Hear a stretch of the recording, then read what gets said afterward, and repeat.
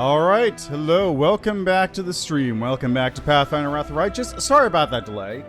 Literally, as I was about to push the button to go live, or rather to start talking, doorbell rang. I had a package I had to sign for. So, that's taken care of, so here we are now. Before we get started though, brief shout out and thanks to a new follower, Captain Kirk's Nipples, who followed very late last night, and a new follower, relation with Tiv, who followed later yesterday, not as late as Captain Kirk. That said, their account is 3 days old. So welcome if you're a real person. If you're a bot, go fuck yourself.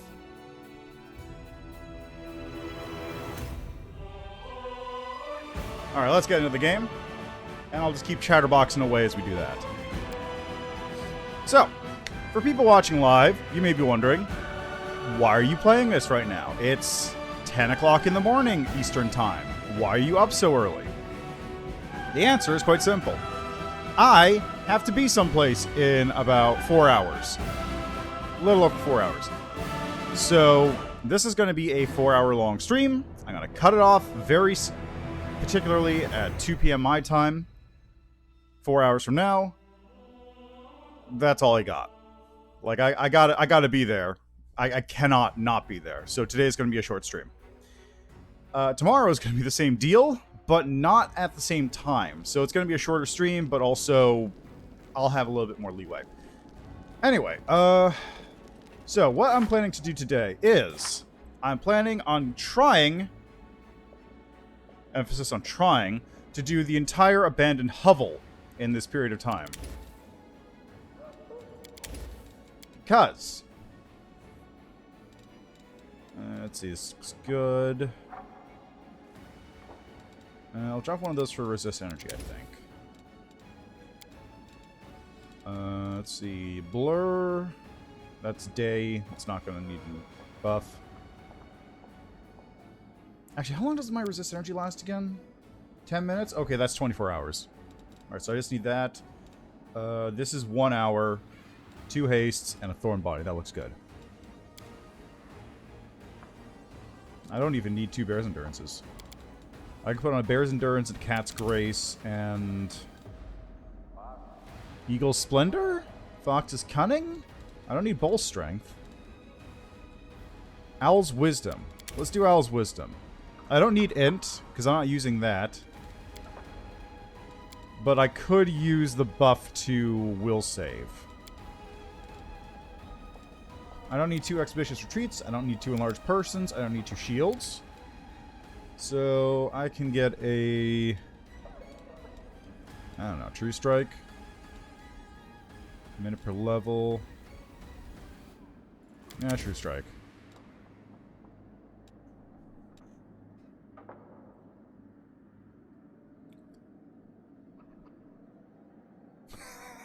Every time you use this breath weapon, the duration is reduced by 1 minute.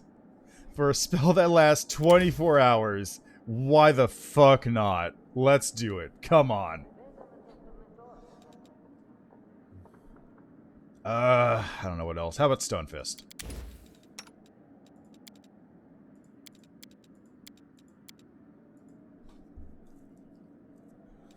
Looks good. Alright, who else am I bringing with me? Or bring in... You! You should probably get... Let's see here. You don't have the thing that you don't have enduring spells. Yeah, well, like I was saying earlier, I gotta get out of here in 4 hours, so this is gonna be a short stream, and I didn't want to stream for just 2 hours, so I moved it up so I could get more time in there.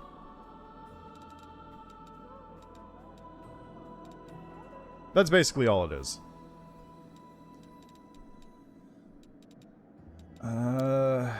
How about animate dead? 2 animate deads. And a...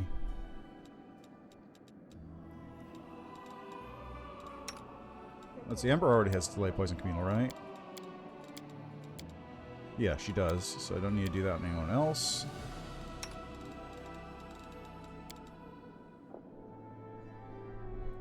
Yeah, it kind of is.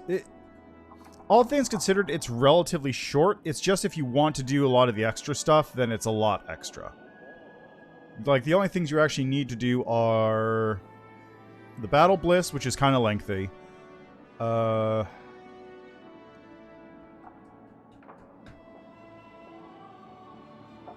guess Battle Bliss. Then you have to do the Rapture or Rapture of Rupture. And I don't know if you need to do the stuff with the 10,000 Delights. No, you don't. It's that, and then Harem of Ardent Dreams.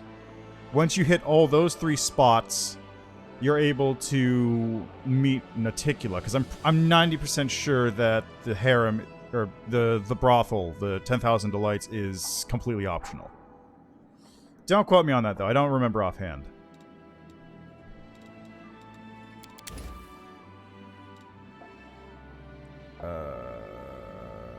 Let's see, we're going into the hovel. I don't think there's a rock in there. Fort negates, spell resistance, searing light, spell resistance, cure serious wounds, contagion. Fort negates, spell resistance, disease. Bestow curse. Magical vestment. Actually, 2 magical vestments. Those last for hour per level, so those will hold me over. I really do need to give him enduring spells. You get those. Protection from a line of communal. Blessing of courage and life.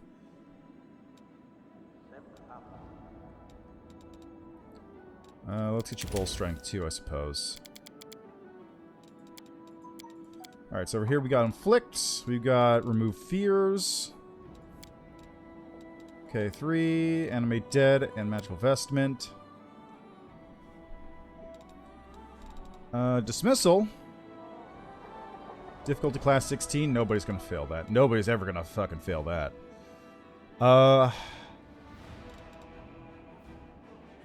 Holy Smite. Cure critical for your move. Poison, Shield of Dawn, Spit Venom, Unholy Blight. Oh, that's the actual spell for this.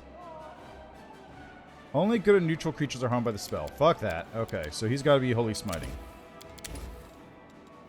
For your movement, Chaos Hammer. Only lawful neutral chaos creatures are harmed by the spell. Crusader's Edge. When you cast the spell on a melee weapon in your primary hand, you imbue it with a powerful holy energy. Bane against evil outsiders for minutes per level. Standard action. Let's get a Crusader's Edge in there. That'll help buff. Nanyo! How about 1, 2, 3?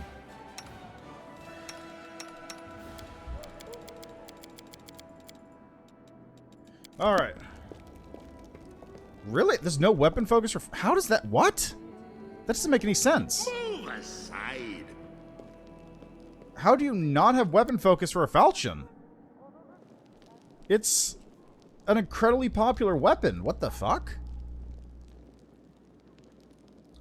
You must say your prayers with greater force and precision in battle. You're lacking in proficiency. I'm not a Numerian automaton, no matter how much you wish I were, but I will try. That's bizarre. That's really bizarre. Alright, so let's just get over here real quick, though. It's Wendwag! Lan? Don't you think that, Lan? Alright, that's... got giants. A progressive alchemist by the name of Zagglethorns ran a series of experiments in an attempt to improve the potion of legendary proportions, but something went wrong. The soldiers who taste this creation cannot return to their natural form and have grown quite dim. However, the alchemist assures everyone that no harm has been done since giants are more useful than ordinary soldiers, and the usefulness of intelligence in a soldier is debatable in the first place. Let's see, send them to perform heavy manual labor. Work for the giants. Material point income increased by 1.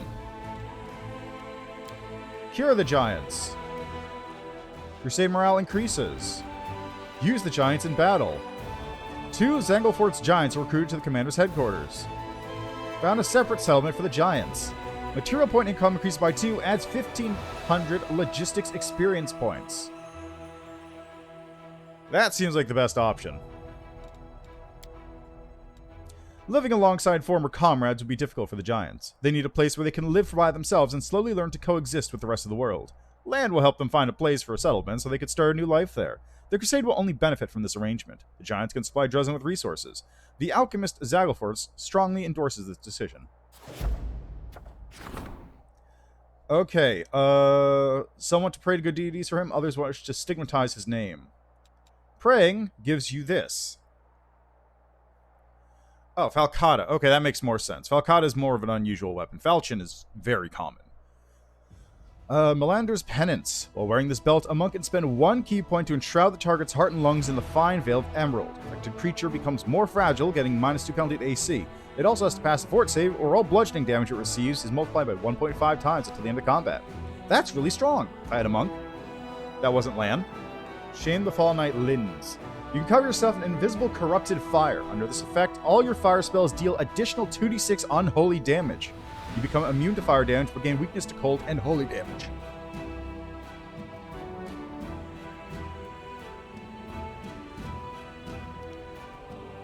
Yeah, well, I'm sure that's probably just a bug.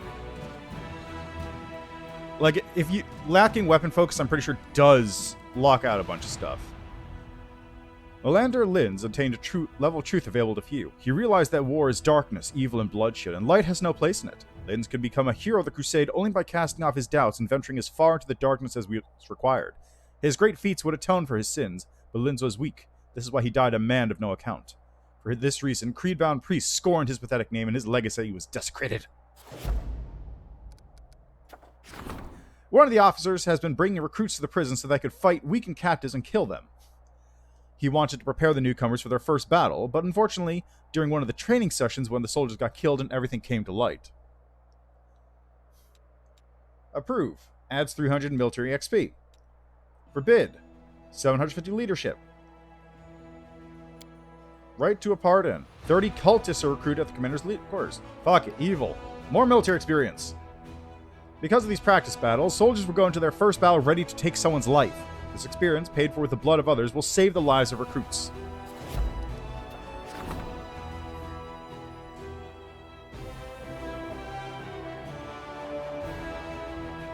A group of Mongols has arrived in Drezen, itching for a fight. Land worries that the belligerent recruits might ignore their orders in battle, lose their heads, and then lose their lives. So I don't have the ability to choose the Angel option, nor do I have the ability to choose this one because the Mongols did not taste demonic madness in the Shield Maze, or because you did not choose the path of the demon. So I guess that's if you didn't...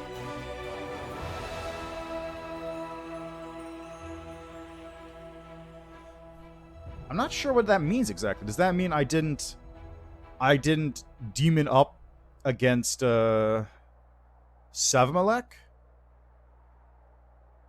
Yeah, I didn't choose the demon option down there. I chose the demon option later on. Huh. Interesting. Let's see. Rein them in. Mongol sharpshooters, fast and rapid-firing sharpshooters. Or Mongol fighters, agile and bloodthirsty melee warriors. Let's see. 101 hit points. Decent AC. Not very strong, though. Low HP, but very high damage. In a battle, the hot-headed and reckless are the first to die. The Mongols were ordered to stand behind the formation so as not to be agitated and spurred into rash action by their close proximity to the enemy. Decrees, got hunt down mutiny and logistics reform. Every piece of land the Crusaders seize from demons puts additional load on the logistics and supply channels connecting the Crusade's troops. In order to maintain this tight network, experienced officers are required to implement reforms in logistic processes. And I can also hunt down mutiny, but I don't need to right now. Okay, economy. Let's do this. Blessings of Bastet, get that going. Right, this kind of sucks. So I'm not gonna... It's recruitment growth. Bella Mercy. Another decree is being enacted for logistics. Right, the other one is a day in. Right. Okay, let's take care of that real quick.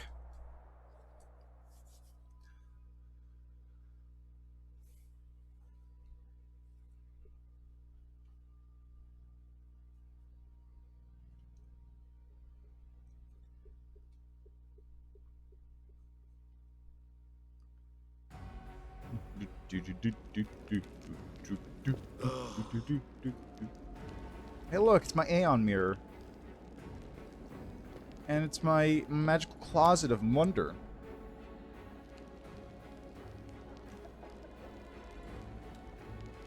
You live for pleasure. Come to me, golden boy, and you will be like putty in my hands, and never desire another. You haven't named the price of this temptation, but I suspect it's too high, even for me.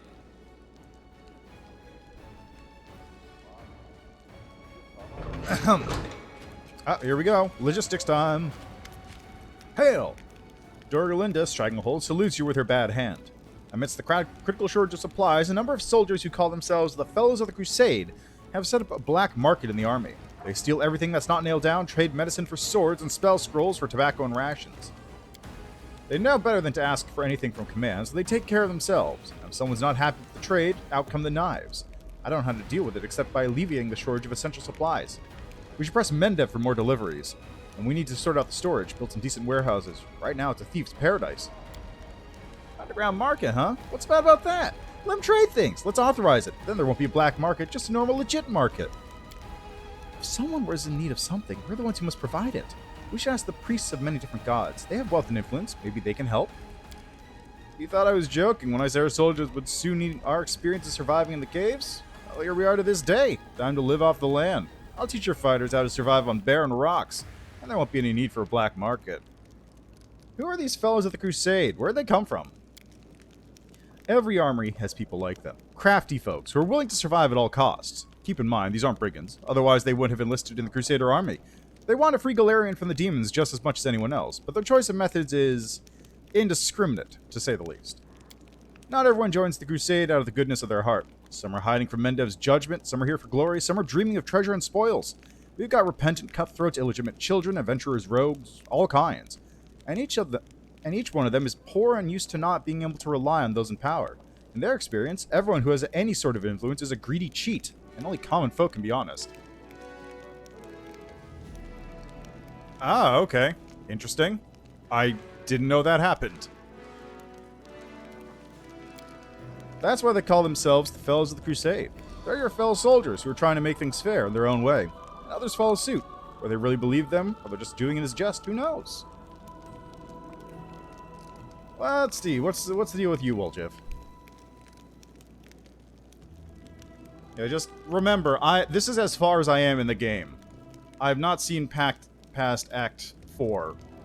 So anything past that point is completely new to me. Let's see, why don't we deal with the root of the problem? We'll purge our ranks of the Fellows of the Crusade and put everything back in order. Because they're not the root of the problem. When the army has everything they need, these fellows are just like any other soldier. But when it's like this, empty warehouses, rotten gear, not enough food to eat, they may be forced off the straight and narrow. Does it? Okay, fair enough. Well, I haven't seen it yet either. These are ordinary soldiers. They're not saints, that's true. But they're not hopeless reprobates either. When you charge into battle every day, you learn to value your life. You get used to the idea that you're the only one who's responsible for it. Your commander is not your mummy or daddy, and they're not going to appear on the battlefield and give you a potion to save you from a curse, or die for you if you don't have one in your bag. So, they make do. Let's see, what's the deal with this? Finance income by 20, material point income by 1, only one market can be built in each fort. Oh, that's actually really good. increased. Shrine increased is energy point income by 1 and finance point increased by 10. Only 1 shrine can be built in each fort. Salvage's post increases materials and energy points income by 1. Warehouse increases finance by 100 if it's built next to an inn. Materials points income by 1 if it's built next to a supply center. Energy points income by 1 if it's built next to a sanctuary. Only 1 warehouse can be built in each fort. Uh-huh.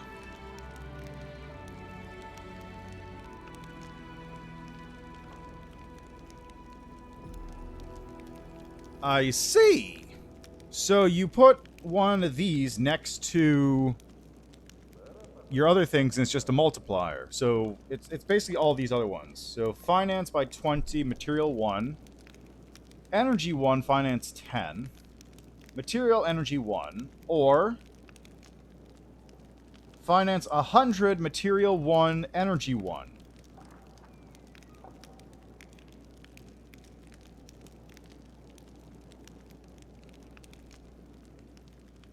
And all my forts have supply centers, so I should be able to do this.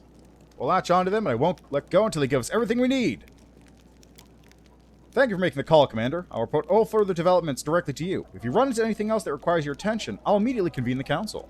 Thank you, Dorlinda. That was actually quite helpful. Okay, now let's get the fuck out of here.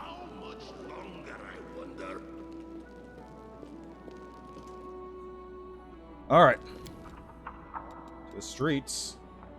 Oh yeah, I gotta deal with that at some point. Alright, let's go. I gotta get to that hovel.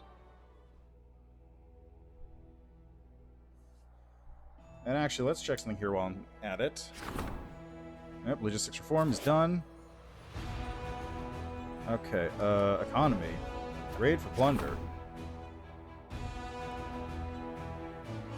Adds 11,000 finance points, 500 material points, 100 energy points. Yeah, do it. Fuck it. Material point income increases by 2, 1,500 logistics. Yes, please. Do it. Okay, so let's go here first. Wait, no, it's this Tariev. Citadel, Watchtower, Inn. Okay, so that's not actually very helpful. Villareth's Fort, Gargoyle Canyon. Yes, perfect.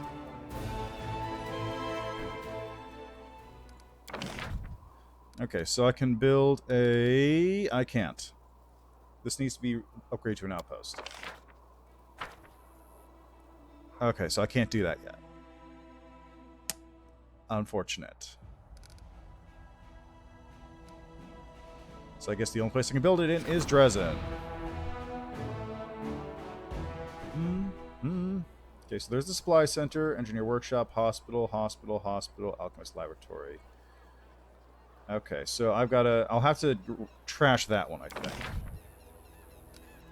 So I want to build let's build a sanctuary. Wait, do I already have a sanctuary? Yeah, I do have a sanctuary. Okay. Okay, so warehouse.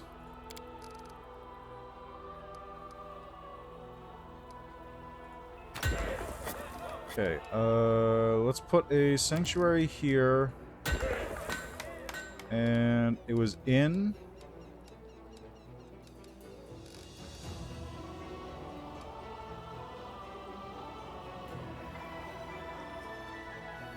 Supply center. Only one supply center can be built.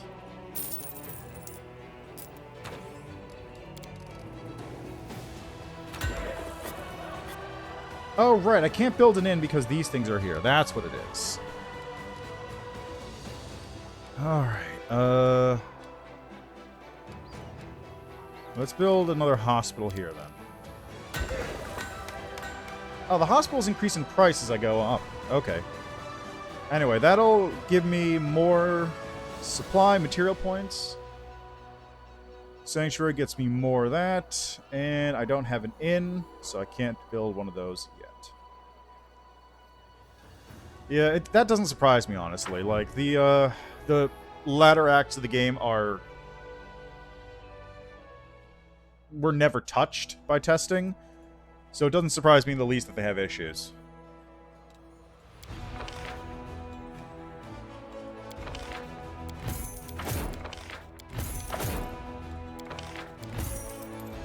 Oh, for the love of... Why does it always go into an existing army?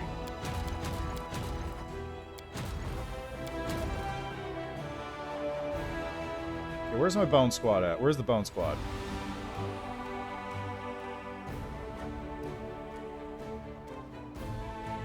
Where is the bone squad? There it is.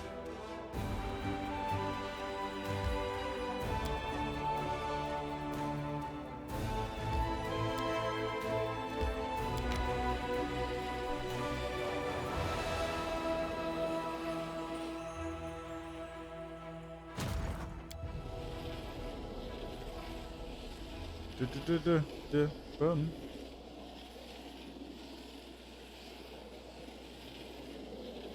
Okay, and where's the demon? There's no demon armies active, right? I'm pretty sure. Good.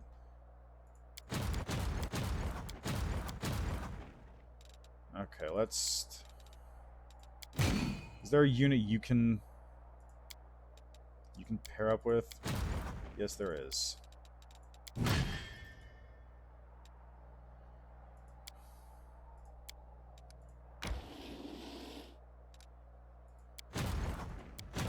Alright, that's what I was doing. These ones need to move down here.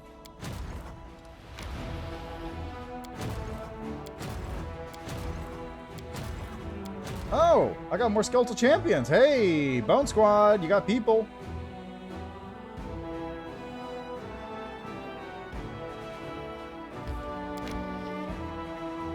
Why does it do that? Why does it do that? Why on earth would I want to fucking join the units if I was going this way?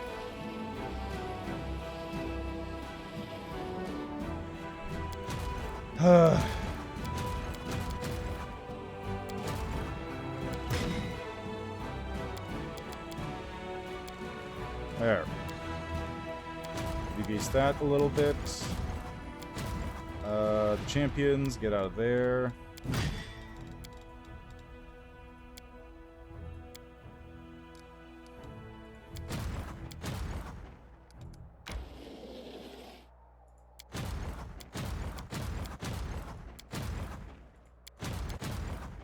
God, I really wish I could just get rid of all these units. I don't need 9% of them. There we go. Now you move over here to Tactical Squad Alpha.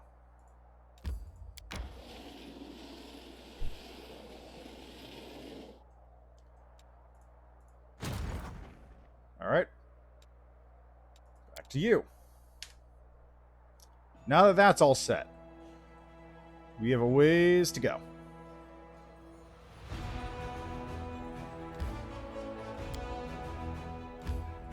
What do you mean the path to this location is unknown? It's right there.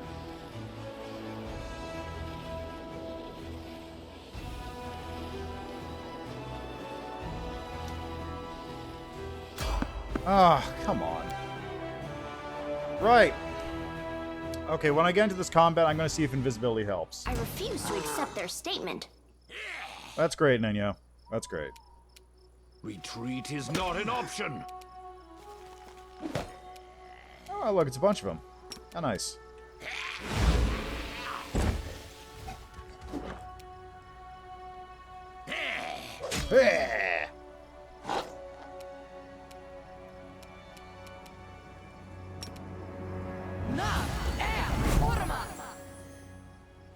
Shadow Demon? Excuse me? Where the fuck did that come from? What? Wait, wait, what? No match for me. Where the fuck did the Shadow Demon come from? Hi. I'll split you in half. Kneel before me.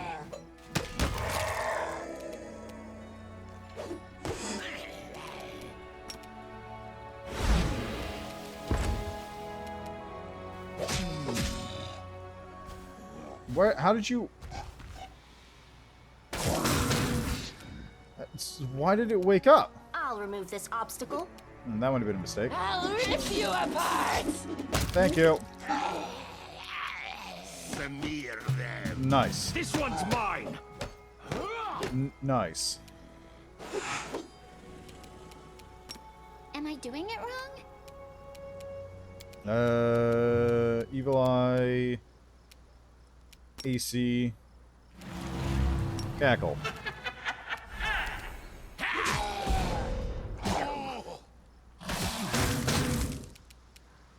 You're irrelevant.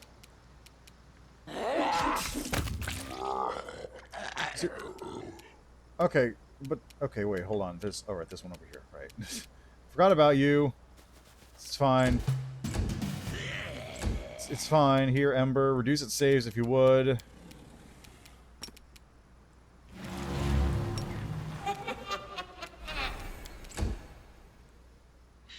No, you fucking idiot!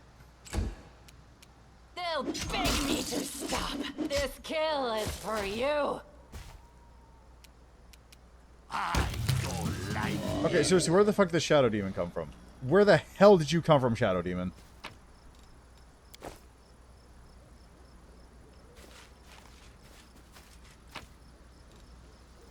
Where the fuck did the Shadow Demon come from? or don't.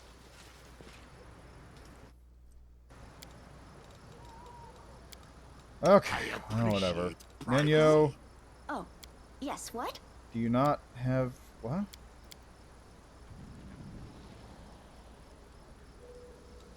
Never a dull moment. Yes?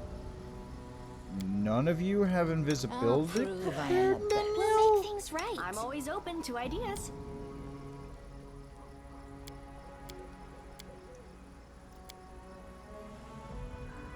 You don't have invisibility prepared. Do I have one? I don't. No, that's spawn intelligence, blood clarity. Oh! Whenever the wearer of this spell casts a spell level 6 or higher, it summons a CR7 Shadow Demon to fight alongside the wearer for 2 minutes. Oh, God, okay. That explains it. Also 1 minute.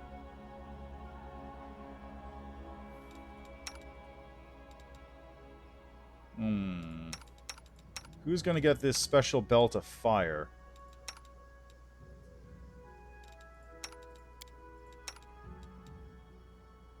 Strength of Dex. Do you even do fire damage? Yeah, whatever. Okay, well, there's the Shadow Demon. And, okay, so really quickly, just... did I not prepare an invisibility spell? Oh, God, I didn't. Why am I missing so many spells? Does Nenyo actually not know invisibility? Are you serious? Hold on a second. Do I not have a scroll of this? Scroll of... Grace. Invisibility. Yeah, Nenyo should know invisibility.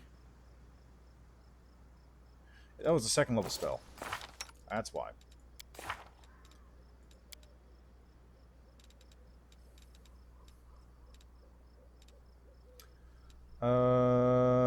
Let's get rid of one of these great pits for that. Do I do. Oh, I had invisibility prepared. That's what it was. Okay. Let's put that great pit back on then. In that case, Staunton, do you do any kind of fire damage? Yes, you do. From Shield of Dawn. And I want to say that's it. That looks like it. That certainly looks like it.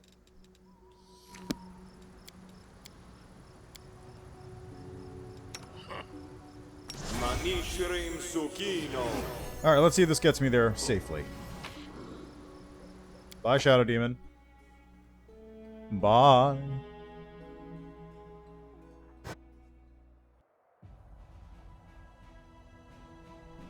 Okay, yeah, continue underway, I suppose.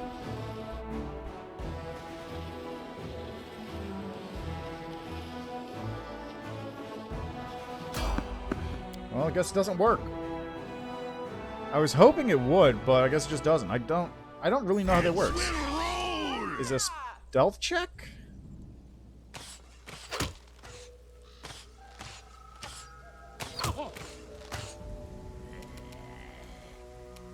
Okay, let's run over. Press the attack! There's one down. Ah, great. Phantasmal Web, my favorite.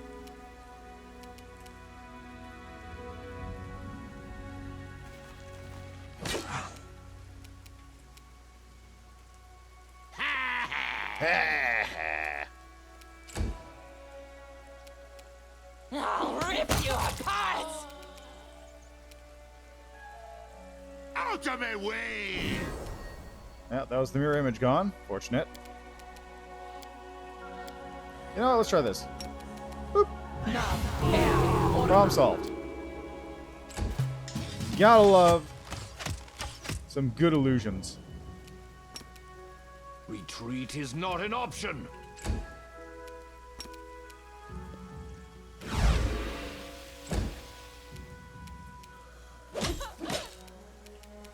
Alright, Staunton, finish this one off, if you would. Thank you. Okay. You can't do shit. I'll split you. Nausea. Okay, that's fine.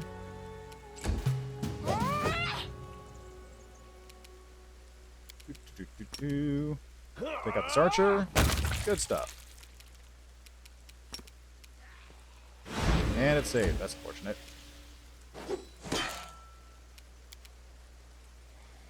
Staunton can't even reach.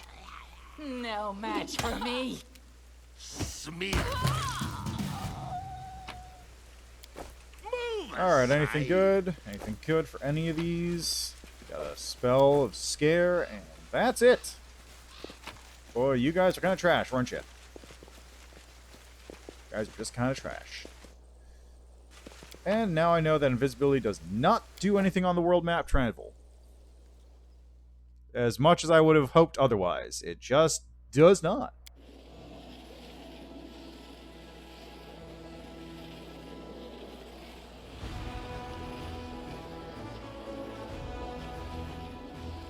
Man, I wish I could have put this into a outpost. It'd be so much faster. Oh, great. So we're all exhausted, but the reason we're not resting is because Staunton is not tired because he's an undead. Could you bleach a little in front of me, gnome boy? I would like to conduct a personal observation of this process. Could you slowly die in front of me? I wouldn't mind seeing that for myself, either. God damn, Regil.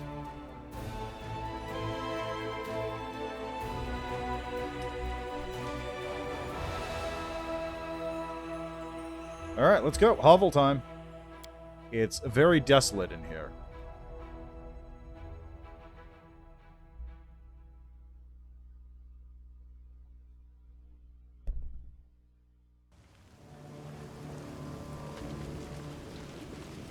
Make way. Make way.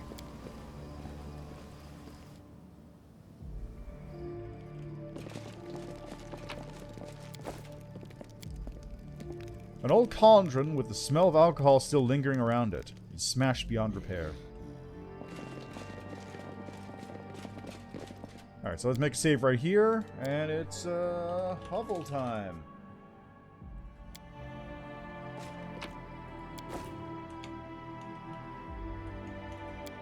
The coverlay on the bed looks like it would crumble to dust at the slightest touch.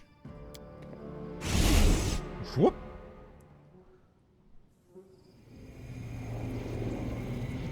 A ghost! Where are you, brother? What made you into that bloody rift? May somebody have mercy on it. Us.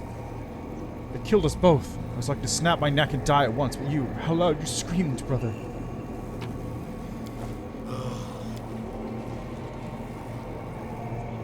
Anything for you. Many of the bodies in the jars are those of tieflings or half-fiends. Many of them are strangely deformed or show multiple stitches and incisions.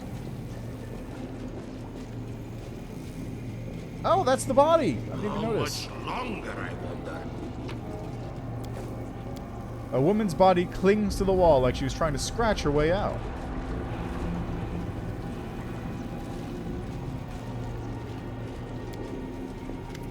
Before you is some kind of magical device. It looks old and broken. A large, oddly shaped crystal is wedged tightly into a slot in the device. Day 16. Abadius 4662. Experiment transformation. Subject young male, half fiend. Objective to study the properties of hybrid souls. Desired result to see the same results that were previously achieved on full-fledged demons. Suture, bring me one more crystal. I believe I'm almost there. Almost there. Ah, it's you. Good. Very good. The Drutch demon that appears before you is a pitiful specimen, even for his own ilk, which are distinguished by neither strength nor terrifying appearance. His peeling skin is covered in scars, and his hands are twisted at an odd angle and have a slight tremor, but he stretches his mouth in an approximation of a grin. Have a look around. Go ahead. Meet the locals. They're not the best housemates, but there's never a dull moment. You'll like it. Here with us is definitely the place for you. I belong with you? Don't dare think of us as equals, demon. Why'd you have to go squaring up to me like that, eh? Maybe I was trying to say something nice to you. To build a, a rapport with you. The demon bares his teeth again, possibly in an attempt at a friendly smile. Who are you? Me? Why do you want to know? They call me the Suture. I'm the custodian of this place. The big expert, you know? With big, expertise. I know all there is to know about it. Things nobody else knows. You know, you really don't look like a baddie. You're funny, but sad. Oh, I'm awful bad. Just too weak to do much about it. Do you think it's easy to do bad things in this mangy body? Maybe I could wage a genocide against the lab's rat population. A bloody one. The demon snarls unconvincingly, showing off his crooked teeth, which makes Ember giggle. I saw you before. You were disguised as a halfling. You spoke to me in Canabras before Discari attacked. How did you... Maybe I was disguised. Maybe I did speak to you. Fat lot of use that knowledge will do you. Do you think now I'll just bare my soul and reveal all my secrets and whatnot? You can think again. What is this place, demon? What? You mean you don't know? It's my Lady Aurilu's, her old laboratory. She used to live here back when she was still mortal, before those Sarkorian dogs came and took her and tossed her into the threshold. But they only found the house. They never got into the lab. My lady came back here after, when the Abyss had already bitten off a chunk of your world, and Sarkoris had become the world wound. But she never liked this place, and she abandoned it many years ago, along with everyone in this place too. You can enter here, but leaving is impossible. Impossible. That's why all the people abandoned here got out of their cages and started living as best they could. You'll see. That's if you can get through. The lady placed barriers here that only let demons through. They don't keep me out, but you're gonna have trouble trying to break through. I heard there's a knack to it though, so keep trying. Lady Vorlesh was here, and now she's gone. What terrible luck. What a horrid confluence of circumstances. The questions I have for her already run to a dozen pages. Huh. Nenyo, chill. Trust me, I am also extremely keen to meet Lady Vorlesh. But when I do, I will not be asking her any questions. Okay, Rigel, could you speak up? You weren't quite threatening enough to be heard over the sounds of lab equipment. Why did you start talking to me? Out of boredom. I've been stuck in here a long time. We don't see new faces very often, but it does happen. People come across this place by accident, wriggle inside, and then can't get out again. And isn't it a good thing I learned to speak your language? You won't find a dredge as educated as the old Suture here. Can you tell me how to get out of here by any chance? Maybe I'll tell you. What harm will it do? But first, go and take a look around. the answer's not as simple as you might think. I don't talk to demons. You better hope I don't reach you.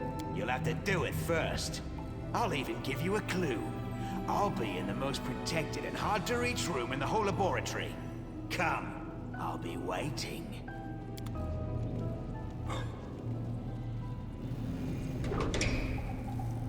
Thanks, tutor. And now we get to explore Arilu's laboratory.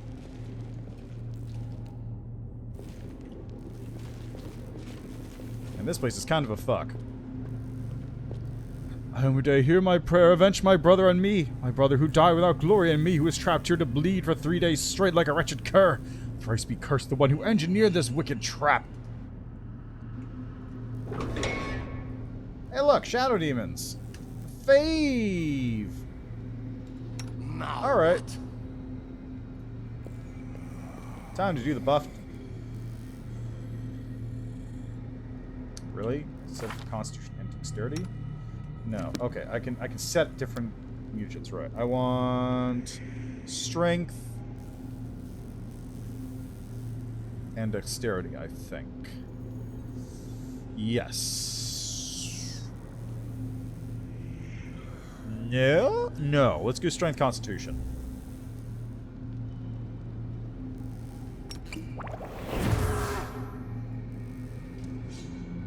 Strength Constitution. Perfect.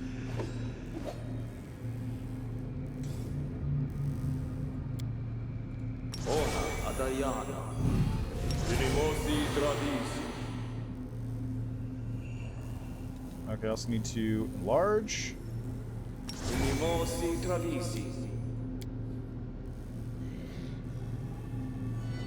Mage armor. Fire belly.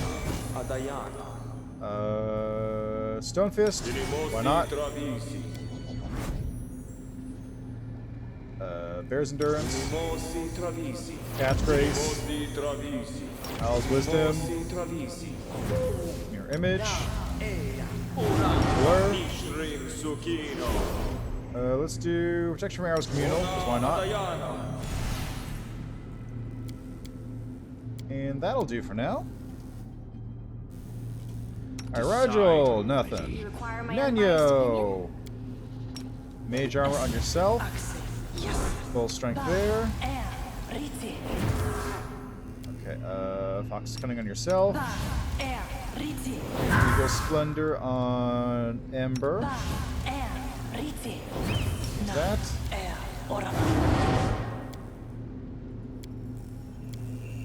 Okay, that seems fine. Ember Is restless. on yourself. I wonder why. Okay, mage armor yourself. Mage armor there.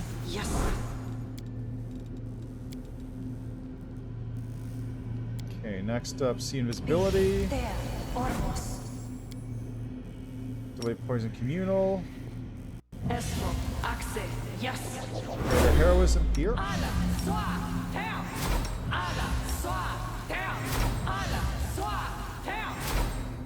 Okay, now heroism on you.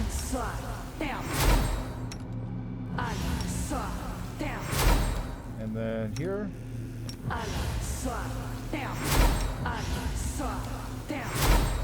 Okay, great heroism. I don't think I need to Death Ward just yet. I don't think there's anything that does innervation around. I can't 100% be sure. Magical vestment. Shield. You don't have a shield? Why are there two ones for armor? Personal. Target. One per 4 caster levels.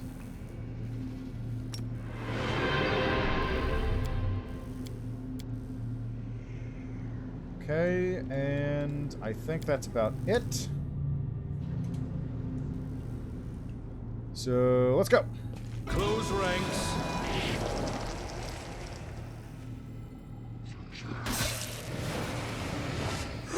Yeah, Shadow Demon. I'm so scared of you. There we go. Kneel before me. Okay, I'm just gonna have you sit back for a second, I guess. Great Invisibly and Good Hope, huh? Well, I'll just have you hang out for a second, I suppose. Ember, use this. And it's sleep. I don't like you!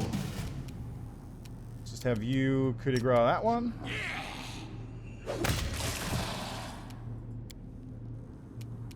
Okay, it's dead. Perfect. I'll rip you apart! Okay, wait for it.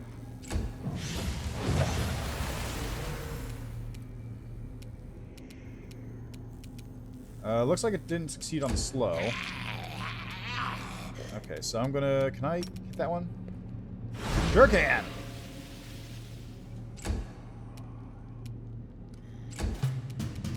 Get in there. Oh, that was fucking stupid. No match for me. I made a stupid... This one's mine. A stupid decision.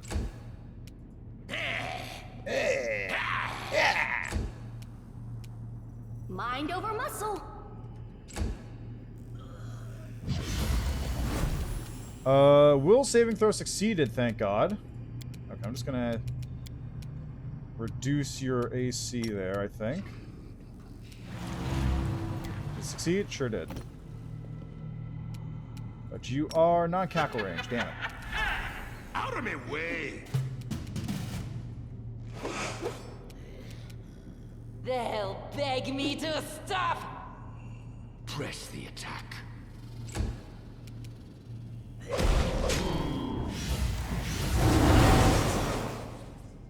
Okay, do you have glitter dust? No, I think Ember does. Let's do this. Can I kill you? Nope, it made the fort save. Rolled a nat 20, I'd like to point out. Sheesh.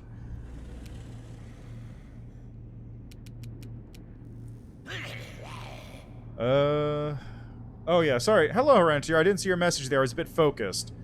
I don't think I need Death Ward. It's in most cases the phrase that precedes death in Galarian. Yeah, well, the only person who really needs Death Ward right now is Staunton, because he's level 12 and he has 11 negative levels on him currently. God, where's Glitter Dust? There it is. Yes. I'll split you in half!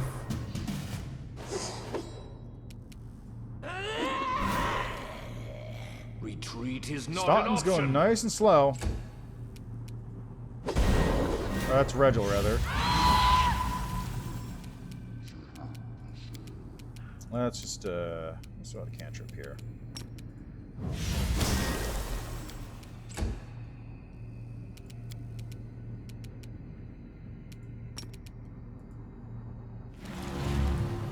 Jeez, just keeps making those saves. Severe them.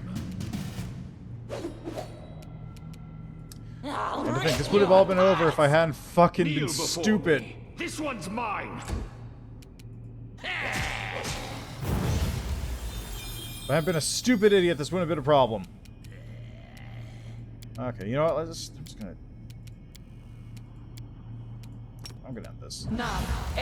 Are you fucking serious? Ugh.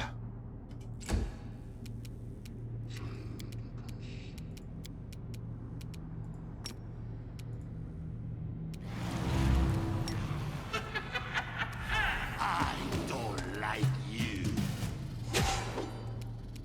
They'll beg me to stop. Press the attack.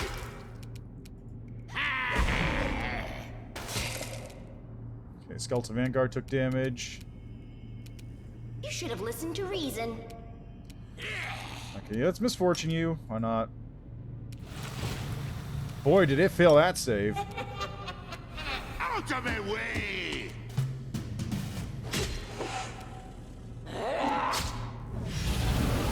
And away it goes.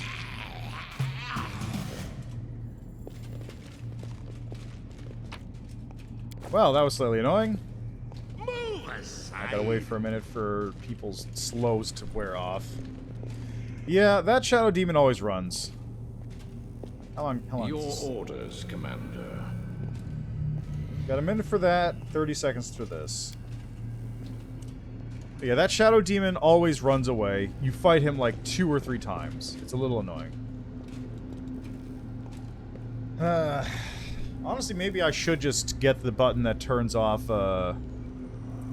effects after combat, because I'm just gonna sit here for the next 40 seconds. It's not like it lasts for a while.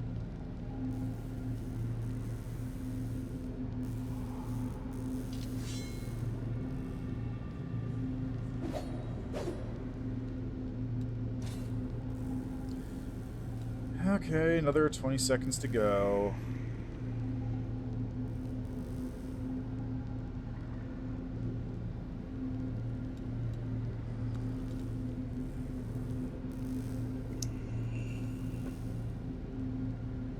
Also, to be fair, also, he literally just watched me mow through like 3 of his buddies, so...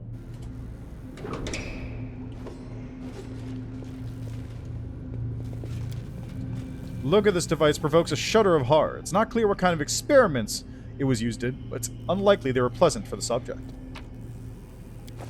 Cloak of the Ancient Herald. Channels energy to heal. The wearer gains a +2 bonus to persuasion skill checks and save DCs. The affected creatures that pass a will saving throw or be dazed for 1 round. Save DC 10 plus half character level plus charisma. Ooh, that's pretty good. I like that. That seems useful. I definitely can see a use for that. Huh? What's that? Yeah, what is that? Okay, who's got the disable trap? I actually don't know. Who is the best disable device? 24? 14? Okay. Don't know? Don't care.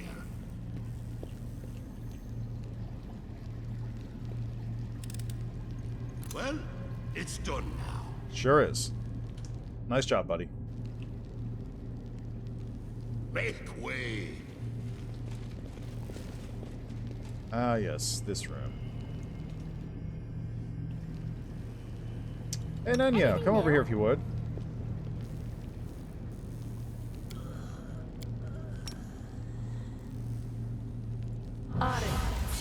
Go.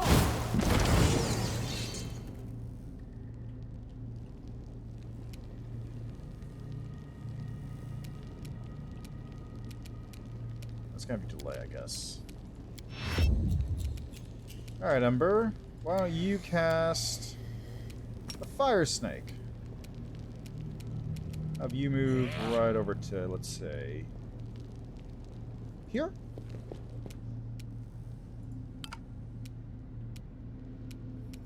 God damn it. I'll rip you apart! It is not an Ah, surprise option. round, that's why. That explains it. Right! Haha, surprise rounds. Oh, what funny world we live in. I'll split you What a in half. funny world.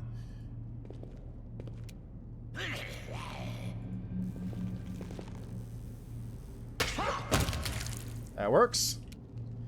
Alright, now if you would please, Ember, you got that fire snake. Snickaroonie. Hey, problem solved.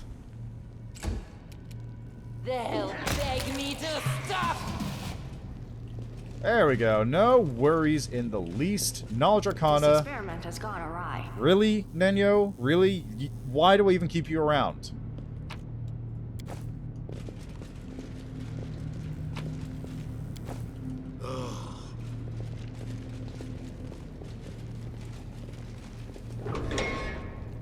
Sign says Old Wing. Hey, look, it's Pterodactyl. More time for debates.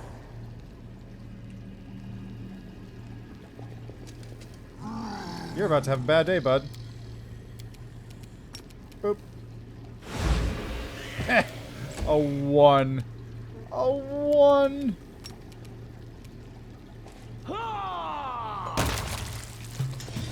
Combat done.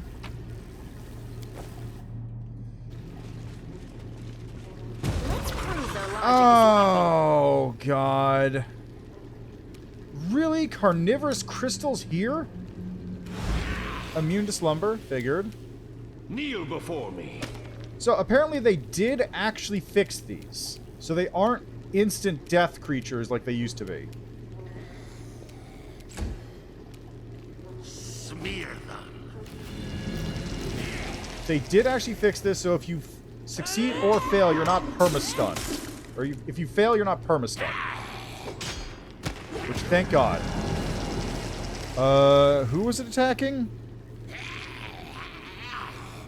No, who are you attacking? I'm not actually sure who you just attacked there. Was it Regil? I think it was Regil.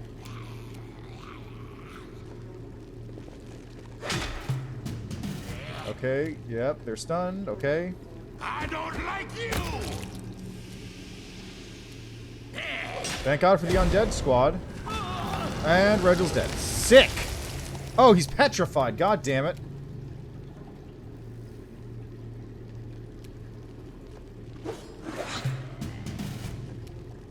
I'll remove this obstacle. Out of my way! God damn it. Are you fucking... Like, what did you roll on that, Regil? What did you roll on your save?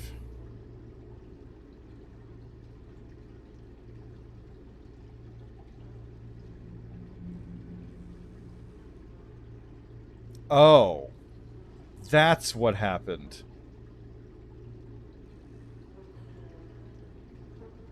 So he rolled a 1 on his save. He was stunned, which got the critical hit off, which dealt all of his life. Or most of it, I guess. He succeeded on the saving throw against the... Wait, did he fail on the petrification? I'm so confused. Either way, god, fuck. A success worthy of praise. It isn't clear this breach appeared while the laboratory was still in use or after its abandonment, but the scratch marks and bloodstains around the edge indicate that it may have been tried as a potential escape route. Okay, well, first off, let's go heal Regil up, because he's just...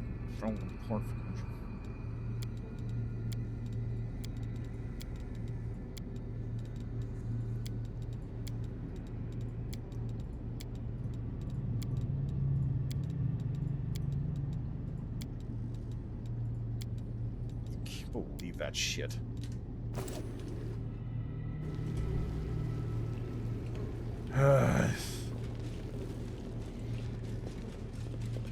I also, those are new. I don't remember those being there. How much longer, I wonder? Got loot. Elven notes. Scrolls, protection, and chaos. A silver disc. Experiment with the suture crystal.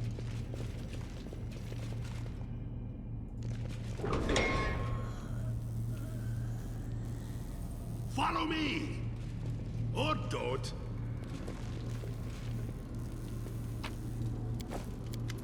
A vessel resembling an outlandish jug seems to have been hewn from a huge block of solid crystal. Veins of bright purple running down the crystal pulse with light. A crimson droplet falls on it, triggering a vibration deep inside. You look down and see a scarlet stain blooming on your chest. Your wound has reopened, in the blink of an eye. You sense a powerful magical aura of the vessel. What's more, something that is hard to explain is literally drawing you towards it.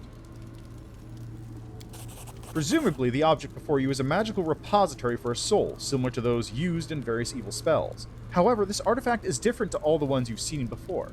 You cannot fully identify its properties. One thing you can say for sure, it is currently empty.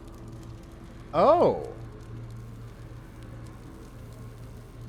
This is a... Oh. This is going to be my phylactery. Planning on doing Core Aslanti for the achievement? Good luck to you.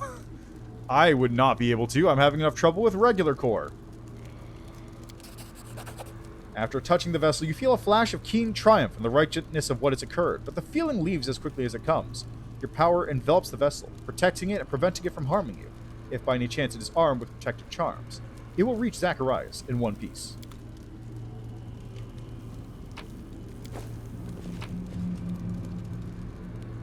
Without the material supplied by the client, the creation of the new Midnight bolts is impossible. However, significant progress has been made in the matter of improving existing bolts. The bolts must be tested in the field. The upcoming celebration in Canobras may be the best venue for a trial run.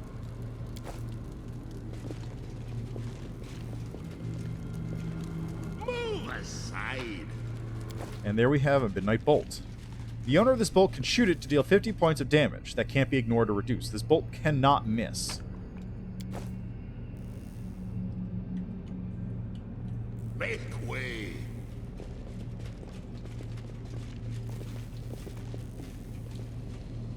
Looks like the Shadow Demon's over this way. Until Act 2 you're confident. I see. Well, still more something confident over than me there. in general. Oh, I managed it. Ooh, Skullberry Pie. Scribbled page from Aurilu's laboratory. The fight for Canobras marked the beginning of the Fifth Crusade. The next objective is Drezen, once the capital of the Crusader movement and now a demon citadel. Who will win? It is an equation with an infinite number of unknowns. The finest military minds failed to bring an end to this war, but a new leader now stands in command, one different from all the others. And perhaps this new variable will produce a different result.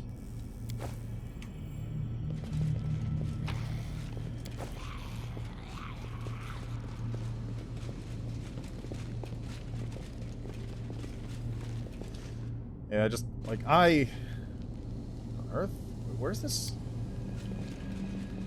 Cave-in looks like it happened a long time ago. The rocks and rubble have been compressed almost into a single mass.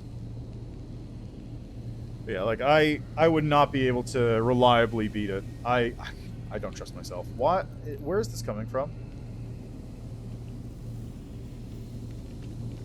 Ember? You still have C invisibility on, right? Where is it? Trust in yourself.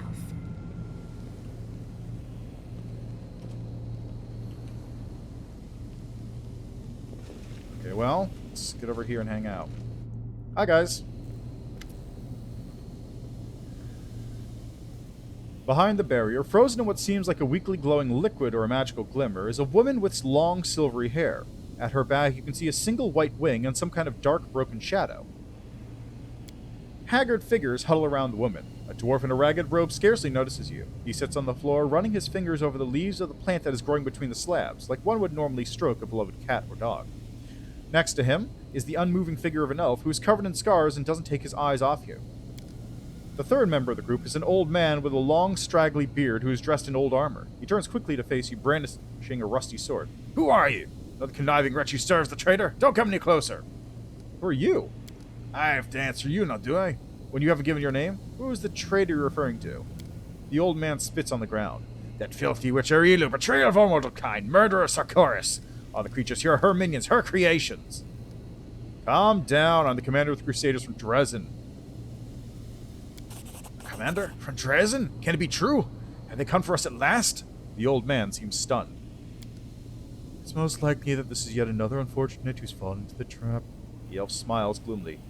Hello, I suppose, Commander from Drezen. Who are you? We're the only survivors. The only ones apart from the monsters and demons, I mean. The old fellow's a crusader. He ended up here accidentally around 20 years ago. He camped out in the ruins of the house, found the magic door, and came through it, but of course he couldn't get out again. I'm one of the last who been brought here by Rila herself. She literally dragged me out of the demon's jaws. I don't even know why she wanted me. She kept me in a magical sleep most of the time. And then she lost interest in the laboratory. And the druid, the one that's making friends with the plants and the roots, he's been here since the very beginning. I think he's from Sarkoris, but he's half mad and wasn't a talker even back when I first met him. So we don't know his name or any other details about him. He grows food for us, and he doesn't talk. He's the best neighbor you could hope for. Aurilu left people down here? She just abandoned the place? That's right. She opened the cages but sealed the way out from the outside. What else were you expecting from the architect of the world wound? Compassion and mercy? Sometimes I think that leaving us here was just another one of her experiments, and we're just rats in a maze. So you've tried to get out of here? Countless times. By whatever means we could think of. Nothing worked. Maybe if we'd had a powerful cleric or spellcaster among us. Then again, seems unlikely if Aurilu imprisoned an actual angel down here so easily, doesn't it? The elf nods to move towards the unmoving winged woman.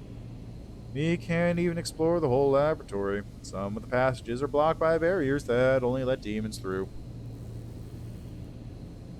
Immune to paralysis? Go Sork Element and become immune to random criticals and sneak attacks. Oh yeah, that's true, because Unbreakable, I think, will do that. Unbreakable makes you... It doesn't make you immune to paralysis and stuff, but it will, like, reduce the severity of it. Petrification, on the other hand, I think is just like a status effect you can't get rid of. Maybe magic nullification? How have you survived all this time? With difficulty. There were more of us before, subjects of Aurilu's experiments, mortals and demons and other abominations. When she left and we were all freed, it was chaos. The demons killed everyone they could, then they turned on each other. Mortals who survived set up a base here. Drew grew food for us, the others kept the demons at bay and tried to find the way out. New arrivals would appear rarely, lucky travelers or reckless adventurers who ended up here by accident. As you can see, we're the only ones who survived. Wendwog's eyes sweep over the elf with contempt. You look half dead already, but you've managed to survive this long, so you can't be as pathetic as you seem. Maybe you will be of some use, but if you're saving you proves more trouble than it's worth, I'll put you down yourself. What's wrong with her? We found her like this, and we couldn't break through the barrier. She must be sleeping, or at least immobilized. We call her the Protectress. Priest from Brevoy came up with the name. He used to be one of our brotherhood here until the demons got him about 7 years back. We call her the Protectress because the angel's aura, Eve Cage, protects us from the demons. This place is still crawling with them. We try not to stray too far from her.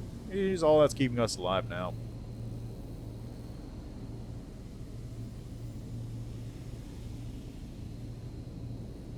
There are some crazy things working. Oh, like what? What do you got for me, Joss? Also, hello, Joss. How are you doing?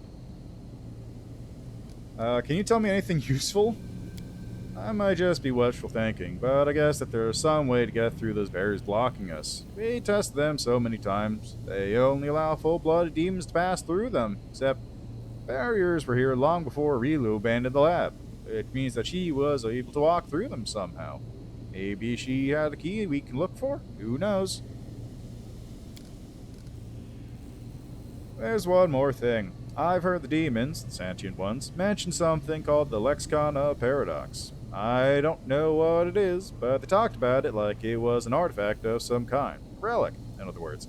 Something valuable. So it's possible that it could help us get out of here. But I don't have the slightest idea where it is or where to look for it. I'm not going to sit here doing nothing. There's got to be a way out. Oh, god damn it. I'll write this plus one away. You're a good person. I like you. Do this.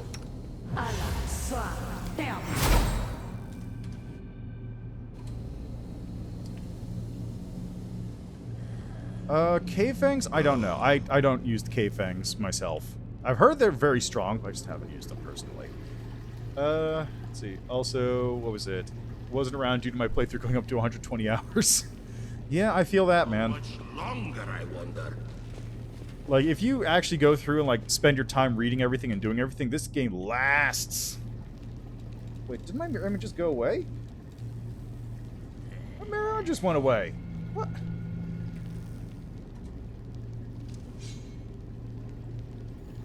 Oh, God. Oh, God. Okay, I see what's going on now. 5k damage per turn, but you have to click. Okay, yeah. Okay, now I understand. I understand. Okay, yeah. I fully understand now. Follow me, or don't. Like, I have the exact same thing going here with Firebelly, but that's a standard action. That's explicitly called out as a standard action. Hey, look, it's an old mongrel.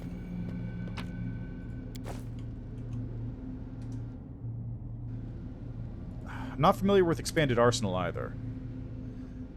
You look at the figure dressed in rags, and after some difficulty, you recognize that it is an old mongrel. The few exposed areas of skin are covered in horrific burns. Grotesque, twitching appendages that look like a cross between tentacles and umbilical cords are latched onto him. The mongrel gives a quiet groan. A quick groan, actually. Who's there? It's been so long since I heard another living voice. The wooden dog's face assumes an imperious expression. Name yourself, kinsman. What do they call you? What tribe are you from? I don't know. I don't remember. I've been here for so long. You're lying, master. I can smell it. Who are you? I've been here so long I don't remember my own name. I lived in the caves beneath Canopus, but I was drawn to the surface, so one day my friends and I decided to venture up there. I was the only one who made it all the way. When I emerged, I was met by a pack of inquisitors. They thought I was a demon. Earn the demon. Death to demons. Fire. All I can remember is fire. Okay, let me look up Expanded Arsenal here. So let's go. Expanded Arsenal. Kinetic Arsenal. That's a psionic power from Legendary Games.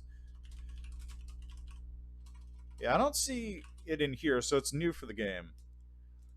Taking increase for all spell focuses. So you spend 10 feats on 5 schools and accumulate to select your Expanded Arsenal school. Oh, now I know what you mean. So it's the mythic ability that moves... It's the mythic feat that moves things that are unique to one school to a different school. Oh, God, that's... Oh. Okay. Okay, yeah. Yeah, okay, I see now. Oh, boy. So, you do that, and... Fuck. 70 DC spells on Legend. God, yeah, okay, I can see that. So you just buff up that.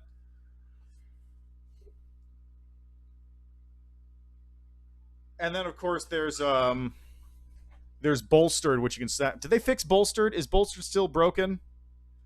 I mean, that's definitely not working as intended, but still, I see exactly how that's supposed to function now. Also, Cave Fangs is Druid, Shaman, Witch. Oh, Ember can get it. Okay, I should grab that. Okay, good to know. Because I saw some of the Bolster stuff, and that stuff is ridiculous. I watched a guy do like 90 damage with a single magic missile spell to multiple targets. The color drains from Ember's face and her eyes glaze over. Her lips seem to move with their own accord, whispering, "Burn, fire. All I can remember is fire." If you were put to death by Inquisitors and not by being mobbed, then I would have had to read out the charges. They would have had to read out the charges. I'd be interested to hear what they were. My face was my crime. I did not have to commit any atrocities to be thrown on the fire. Did Arilu do this to you? Arilu? Yes, I remember her. She took me from the pyre, what was left of me. She brought me here. She treated my wounds. She took my blood for her experiments on mutations. But she went away, and I've not seen her here in a long time. Time to end you.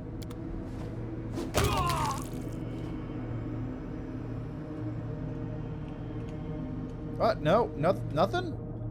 I don't get any loot off him if I do that? Oh, fine. Move aside. Well, I don't have to fight him, I guess, so that's something. Hey, look, it's a Demodan. Are we ready to move I out? don't need anyone's sympathy. You'll make a fine trophy. Ah, we got 2 Demodans, a Minotaur, and a Minotaur over there. Dispel... It's on my boots, dude. You can't dispel freedom of movement from me. I'll rip you apart!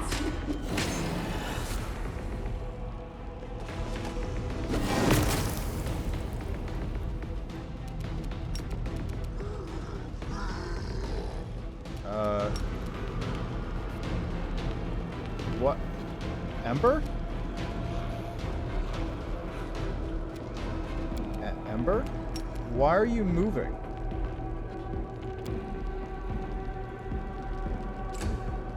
What the fuck was that, Ember? Ember, what the fuck was that?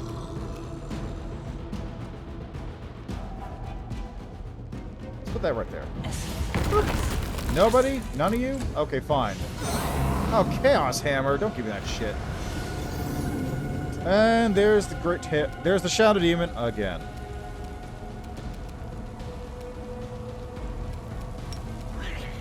This one's mine. And too far to hit Rachel.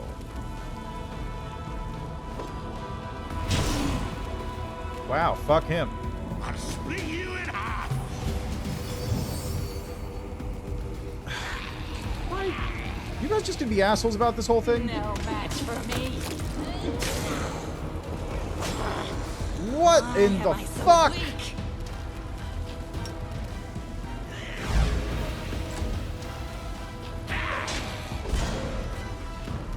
Okay, real quickly, just dispel this create pit, because that's not going to help anyone at this point.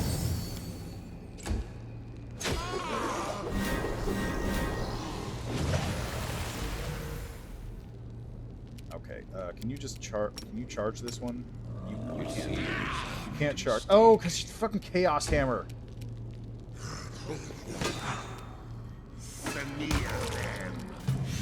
You got Chaos Hammered, that's why.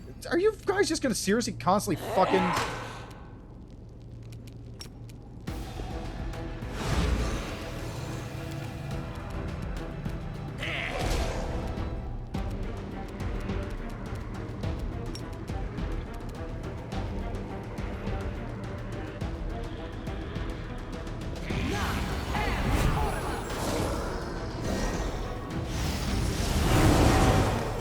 God damn it. Insanity 2? Jesus.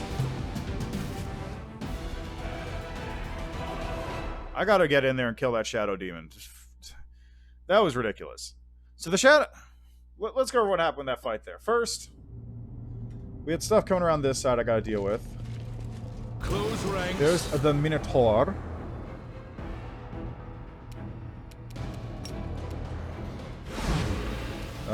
Succeeded. He's just succeeded.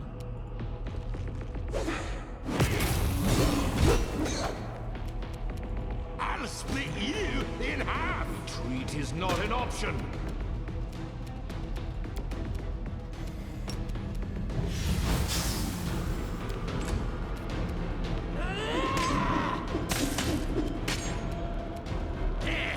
Yeah. Yeah.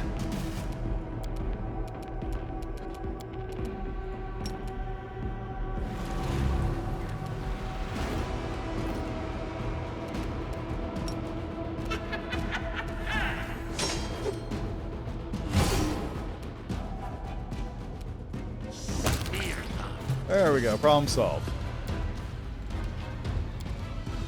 Move aside. Alright, next up, we've got this one. Also, I'm just going to really quickly... are you using... Paralyzed...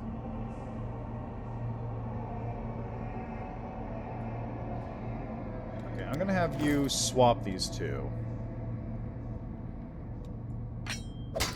There you go. Get that paralyzed on the first attack first. I was surprised that I hit level 18 after Act 4 and that I managed to fear Big Goat with Dazzling Display Sela.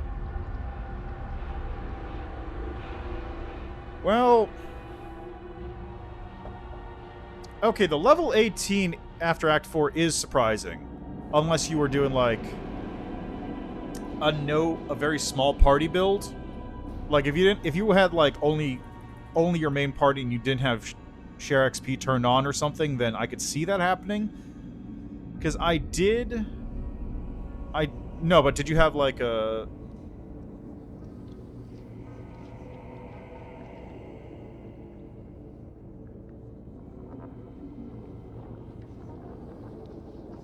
What do you mean from social now? But like the way it works out, you should be level, I want to say 16 by that fight normally.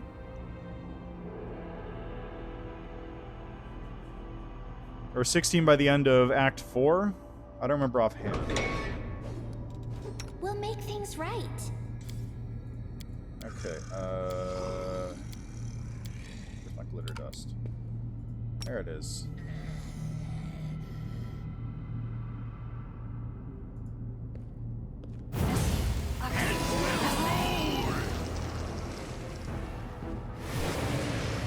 Okay, yeah, that's what I thought. So, yeah, disable XP sharing is what did it.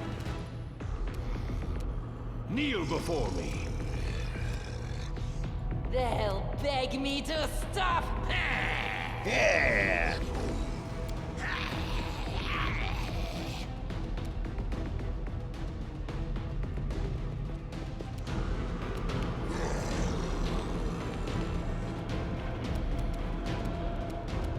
I don't like you.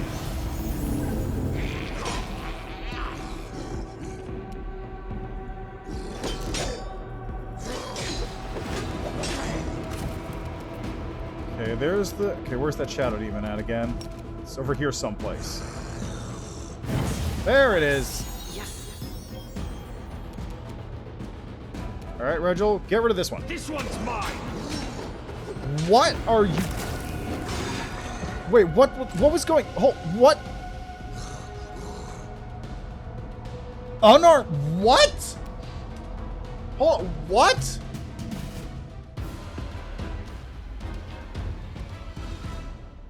No, because EXP sharing also counts for non-active party members.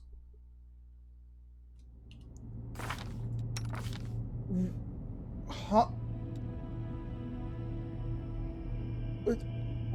Huh?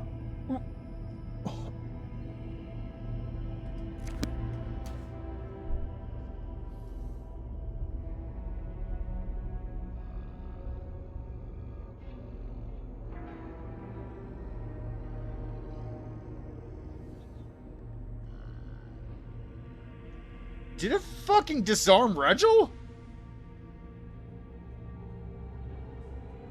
Is that what happened?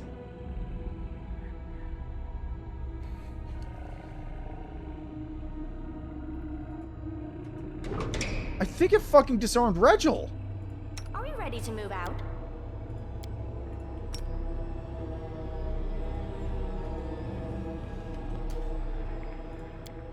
Trust in yourself.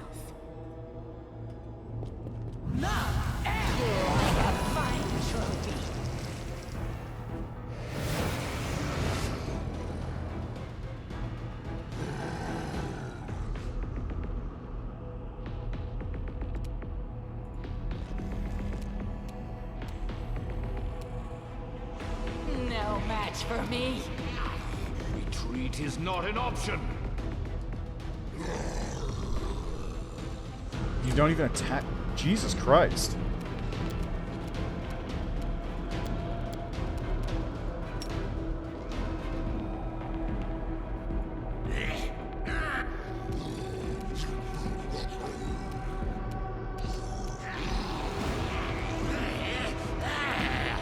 Are you not able to 5-foot Staunton? There. Now...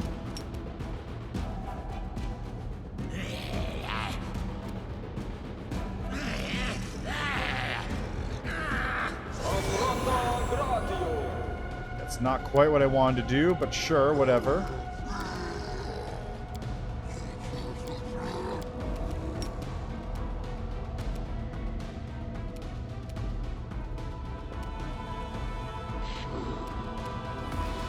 I'll split you in half.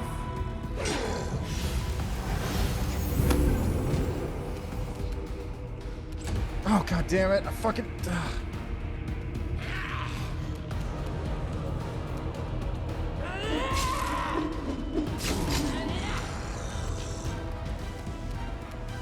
Okay, still using the hooked hammer. Smite this one. Kneel before me.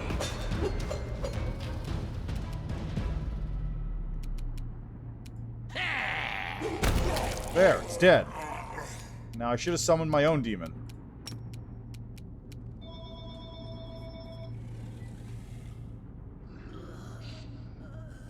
Now why did that suddenly... failed? Or, it succeeded, I should say. You know what, Nenyo? Here, do this. Let's just haste everybody up.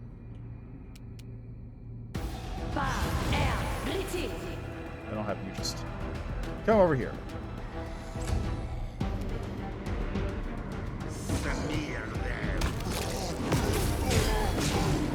Problem solved.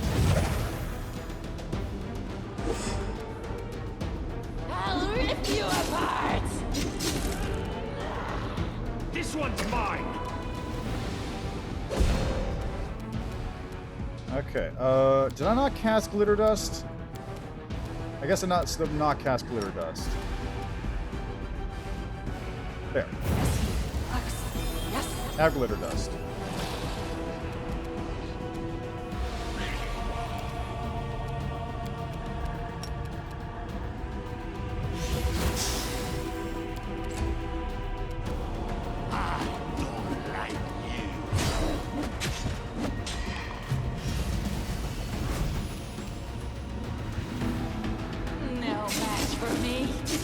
Okay, there it goes. As expected. Press the attack.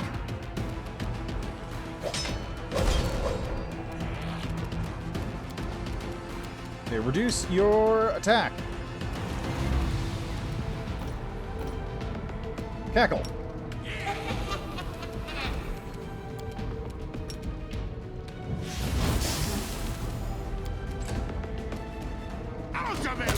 Hey, problem solved. Okay, Skeleton Vanguard died, but it's fine. Skeleton Vanguard just comes back if I take a nap anyway. Got a speed composite longbow. Cool. That's very handy, actually. Everywhere there are signs of destruction, large and small. Well, to be fair, I just miss a lot as well. On a full attack, about half the attacks that Wenbu will roll are misses. I'd say minimum half. That's just regular full plate.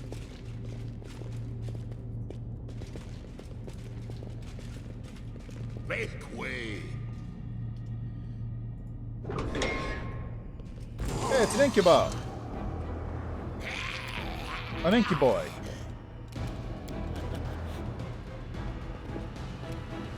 And an Omox, another Incubo.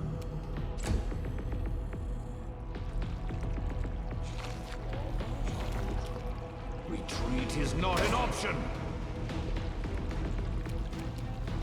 I'll split you in half. Alright, so can I get this one? No. Really? Just immediately go for Regilant crit? Okay, fine. Fuck me.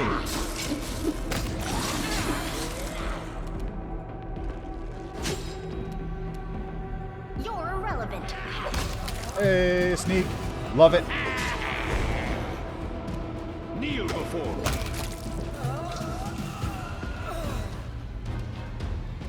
Grab this. Nothing.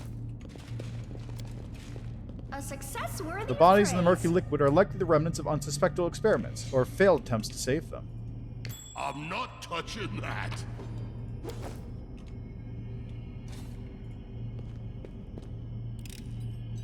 Oh, I managed it. Ugh. I went through Legionnaire on level 19, but I did do literally everything. Really? Huh. Well, I guess I just, I was assuming that the expanded stuff was from... Really? Are you fucking... Every single one of you failed this perception check? What is this? 32. Come on. 32. Come on! In my core regular playthrough, my main is the tank for now. I'm going slow, and I'm kineticist. Yeah, I'm still not used to kineticist being good. Huh? What's that? Gains a +1 morale bonus to AC, but no more than +3 for each ally in a 10-foot radius. That's actually handy. And I'm going to give that to you, I think. Maybe not.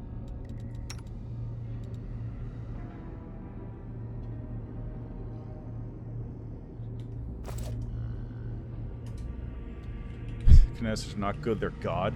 Yeah, like I said, I'm very unused to that being the case. In base Pathfinder, they are funky, kind of bad at times. Actually, no, hold on. Make way. Nenyo, you take care of this. Yes, what?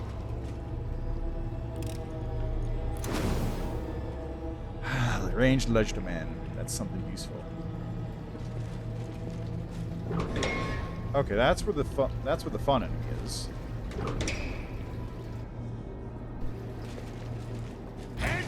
Okay, this is the final room with that shadow demon.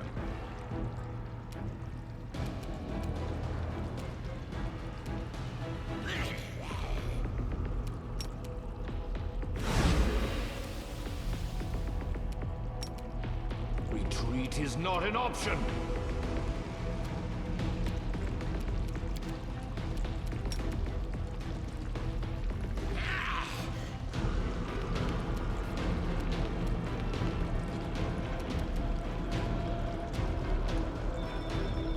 No match for me.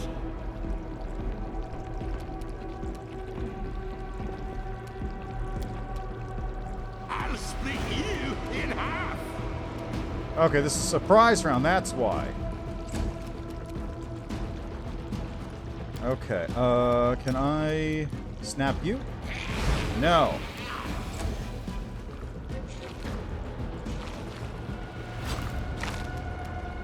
Kneel before me. Nice misses. I'm gonna wait for a second here before I go.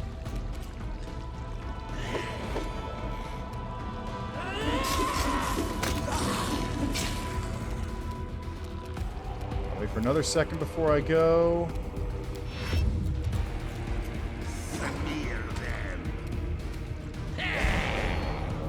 Okay, let's just 5-foot you over here and cast a nice far-reaching spell there. Omox, and one of those things.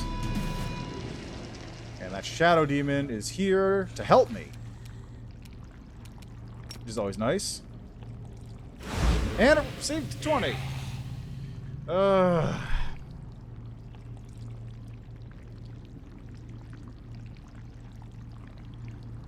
Let's see. Deal with game with anything. Grant AC, can use armor, and range melee, do CC while they do damage. So, here's the problem with the ones in the normal TTRPG. Surrender or else! This one's mine. Regil! Anyone hit these fucking things, Jesus!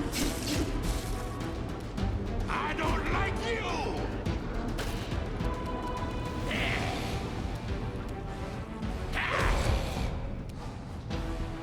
I'll remove this obstacle.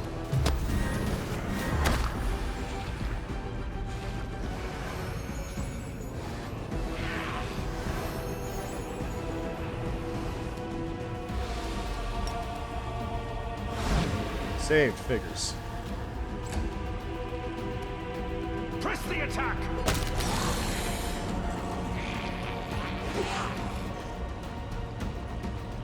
They'll beg me to stop.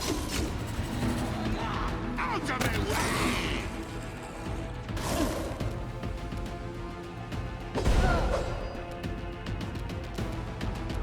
I don't know. Here, cast haste on everybody.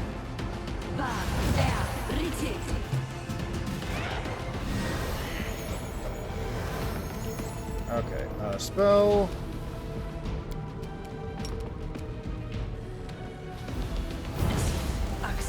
Yes. There you go. Go to town, boys. Retreat is not an option. Shadow demons around. No match for me. I'll split you in half. Where is he? There he is!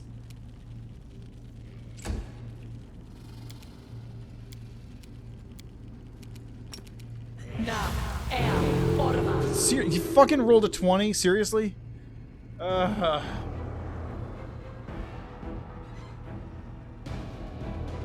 Supersonic speed, superpower? Okay, so Azada is where I want to go with that. Gotcha.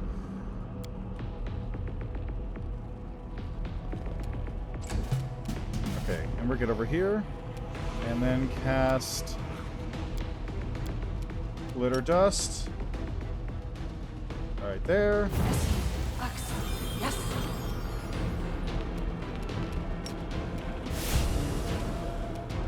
Kneel before me.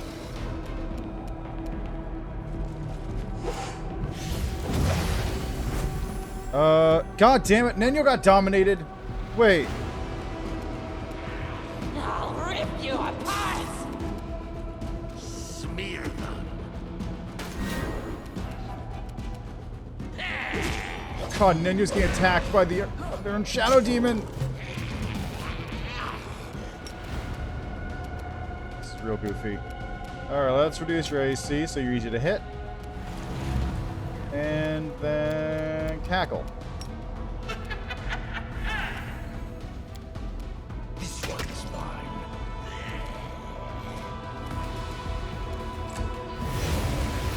Alright, now it's back.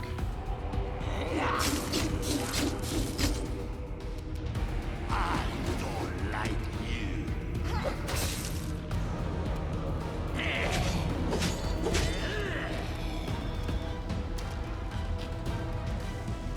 Okay, hold on a second. I've got a phone call to take.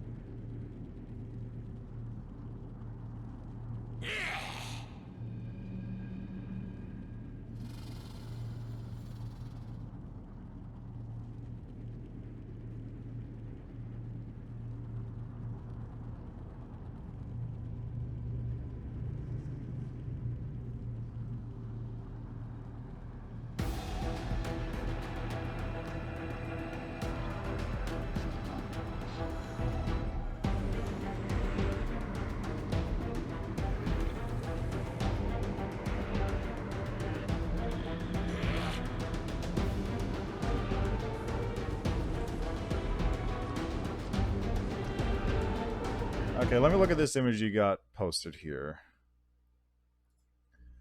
Supersonic speed. Azada is always under the effects of haste spell as long as she's engaged in combat. All melee and ranged weapon attacks against her have a 20% miss chance. All target spells aimed at her have a 10% miss chance. All the damage taken from air attacks against her is half. That's really strong. Wow. That actually reminds me of like lightning stance and wind stance a bit too. Yeah, I mean a lot of the Azada stuff looks real strong. But yeah. So there's a pair of feats. There's wind stance and there's lightning stance in Pathfinder. Surprisingly, they chain off of each other, but I don't think they like build into anything else. But what they do is wind stance is, I believe, as long as you move 10 feet, you have partial concealment, and lightning stance is total concealment. But they're so strong. I remember very distinctly these feats though, because they were also in 3.5. And when my DM ran an encounter against us one time where they had a bunch of ninjas sneak onto our boat as we were going across the ocean, they were using lightning stance to get around our attacks so that we couldn't kill them as much. So if I remember correctly, what I had to do is I was playing a wizard at the time, and I silent imaged a bunch of walls to prevent them from moving as easily, which, you know, under the assumption that they failed to save, which one of them did. So we took care of the other one while the other one wasn't able to, like, get out of my illusory maze that I just crafted up. And then we got the other one while he wasn't able to wind stance, since he wasn't able to move out of the area fast enough in order to get there. It was a good time. It was a good time. Anyway, going back up a bit to why kineticists are kind of bad. So, on launch, or rather on release, initial release for the kineticist, they were very poorly received because, one, the burn mechanics meant that a kineticist, even when stacking insane amounts of constitution, was also basically completely worthless in combat because they would kill themselves instantaneously if they tried to use any of their cool abilities. If they just used like the straight kinetic blast the whole time, then, you know, not a problem, but that's cutting out 90% of the class features. Stuff like the fact that stuff like your burn cost reductions, your metakinesis reductions, cost reductions, Supercharge, all that's the charging up, all that stuff came way later. Meant that for the first couple levels, you were basically just a walking dead body. You wouldn't die, but you would be effectively dead because your health total would decrease to a very large amount. Yeah. And then also people did the math. Because Kinetic Blast is a single standard action attack, it's... Yeah, without the charge thing, it's kind of useless. But also, people did the math on this. Because the Kinetic Blast is a single standard action attack, and the Kineticist is a 3/4 BAB class, they have a lower chance to hit overall than, say, a fighter or a barbarian. Their stat scaling requires them to build constitution to remain viable for longer periods of time and give them damage, but at the same time they also require dexterity to hit anything. So going by that stat spread, like a regular kineticist would have, let's say, 16 constitution with a stat spread that increases to 18, and then you'd have like a 14 dex. Like, that's probably an accurate one. 14 dex, you have a little bit spread out elsewhere, and then you have like a maybe 16 dex if you're doing something that'll give you an extra stat boost or whatever. So they did the math on this, and comparing it to a regular, just normal peasant with a longbow. Like, normal peasant, a peasant will outdamage the kineticist. Just normally. Nothing fancy going on there. I think if you just have, like, equivalent... If you have equivalent, sort of wealth by level kind of stuff going on, like level 10 you have a +3 bow on the peasant or commoner, and you have your kineticist with nothing because kineticists don't get items, then the commoner still like maintains damage compared to the kineticist, which, you know, like, okay, yeah, great, they work against a regular thing because peasant gets multiple attacks whereas kineticist gets one big attack. But then you have to remember, that's a commoner.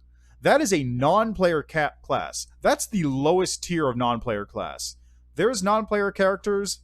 There's NPC classes, like there's warrior, there's priest, there's acolyte. There's all these things. They're like, okay, yeah, they're basically just regular classes, but minus. And then you have a commoner, which has no class features. A commoner's only class feature is that it gets weapon proficiency with a single weapon. That's it. Yeah, well, that Kinetic Knight didn't exist in the game at the point. Kinetic Blade was still there, but Kinetic Knight did not exist, and so in order to use Kinetic Blade, you had to use Burn every single time, so it was not viable at the time. Yeah, well, even so, you still have to use Burn every single time you bust out Kinetic Blade. Kinetic Knight, I'm pointing out, is the reason that is because it removed the burn cost for Kinetic Blade. Yeah, but that's level 5. And then after level 5, you also need to spend burn to add any rider effect, and it just keeps going on like that. Also, hello, Apollyon, and hello, 3D Gaming 32. How are you doing? Yeah, exactly. In pen and paper, it's tricky. So that's basically the reason why Kineticist is not very well received. Again, it does a lot of cool stuff. The class itself has a lot of cool little things you can do with it. But the actual meat and potatoes Kinetic Blast doing stuff thing kind of sucks when you do the math on it. Infusion costs nothing for blades? That's not right. Substance infusions always cost something, unless you're doing, like, one of the really basic ones. That doesn't... What do you mean infusions cost nothing for blades? Do you mean the substance or the form infusions?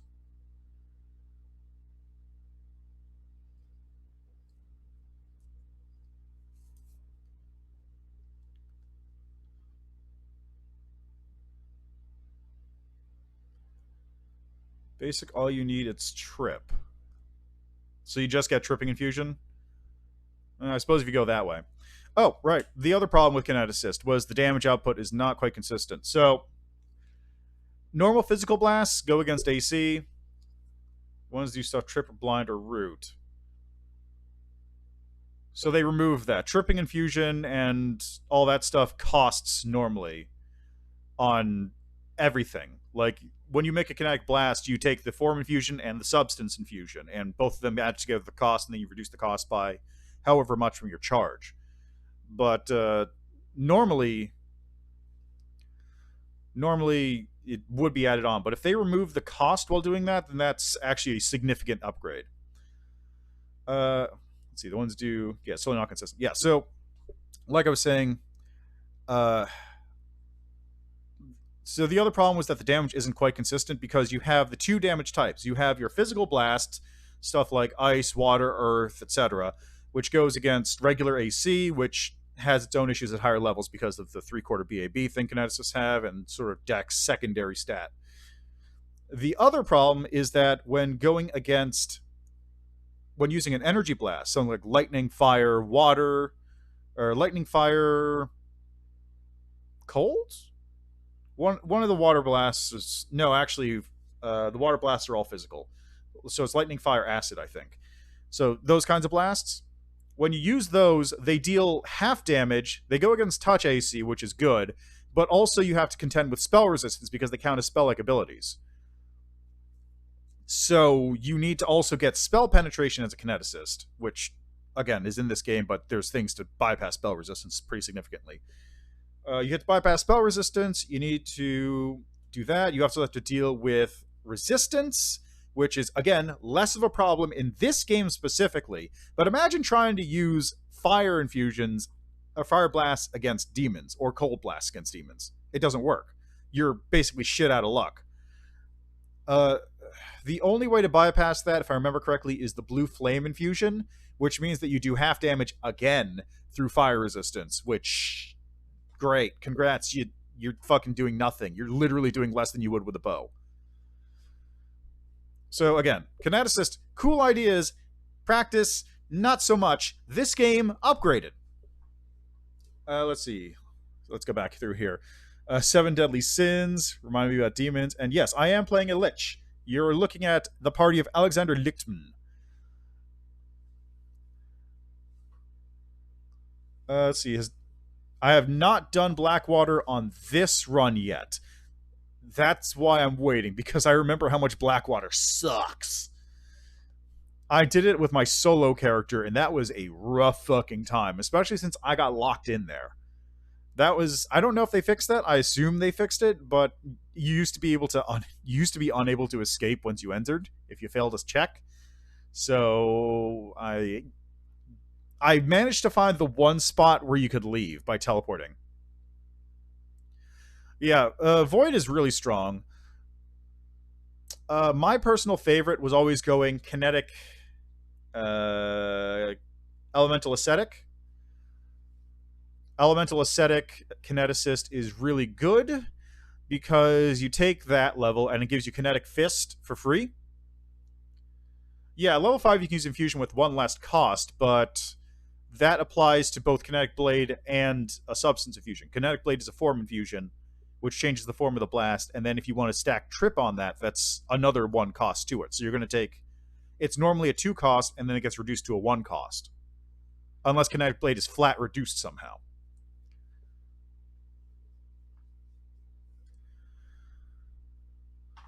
See that being good with positive or negative. Yeah, exactly. At level 11. At level 11. I could start using it right at the end or middle of end of Act 3. That's the point at which it becomes viable for everyday combat. That's what I'm talking about.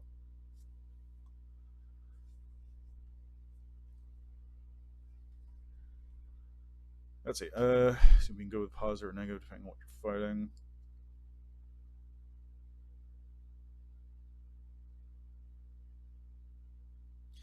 Yeah, I know it increases, but again, it takes so long to get to that point that it takes a while. Yeah, I don't know. They must have changed something since you can't get temp you can't get reduced HP on this. Also, there is the elemental overflow, which is designed to sort of offset the way that the temp HP works, but it's weird and doesn't really fix the problem. It's the same way as pen and paper. All right. Well, it's probably just the mythic stuff which is helping out a bunch. Also, what were you? Sorry, Paul again. But what were you talking about with the positive or negative? I kind of lost the thread of that. But yeah. As I was saying though, kineticist, good ideas. Implementation, eh. Yeah, that's also true. I've been playing this for what, 10, maybe 15 hours, and I'm already level 12.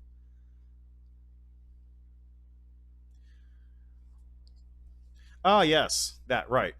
Oh, that's right. There is positive energy blast. Yeah, kinetic. Yeah. So what I usually did with that one is I would actually go up to level 5 with it, but just to level 5. Like my favorite build to do with that one particularly is you go up to level 5 with it, so you get the 1 point reduction. So you can use kinetic fist plus 1 rider effect for free. And usually I would do that with pushing infusion. Pushing infusion kind of sucks because you need to make a bull rush. You can move him back 5 feet, and then if you want to move him back further than that, you have to spend burn to like push him further back. But what I would do is I would just take that, put it on my fists, and then apply the rider effect. So I always have bull rush on my punches. And then I would take a feat called Circling Mongoose. Circling Mongoose is a feat that if you hit a target, you're able to move 5 feet after hitting that target. What it's supposed to do is you're supposed to be able to like circle around a target while like striking it from different angles, and it gives you the ability to treat them as flat-footed, so it triggers sneak attack. But what I would do is I would punch them, bull rush them back 5 feet, follow up, and just keep bull rushing them backwards with multiple hits.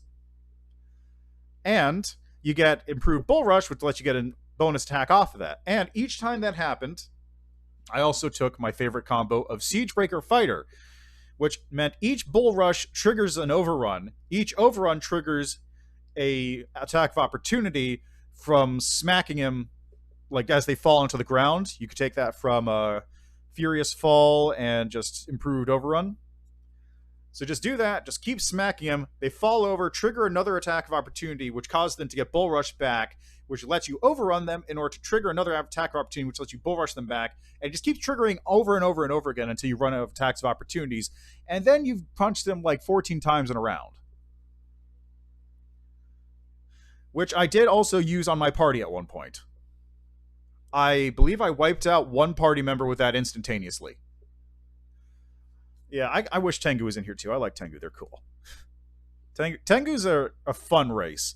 I had a guy in one of my games who used a Tengu who I stole a little bit of my high AC tech from it, but he had a Tengu with like 60 AC or something. Shigenjo Tengu, which is a magus monk. Gosek Mystery, you are now murderer machine. Look, Oracle is kind of a nuts class to begin with. There's that. I think Oracle with the Nature Mystery can gain infinite stats at level 20. I think it's that one. I don't remember exactly what the process is, but I just remember there's one thing you can do where, like, at level 20 on the capstone, you ascend or evolve yourself, and you can just keep re-evolving yourself to get infinite stats. Obviously not in this game, but it exists.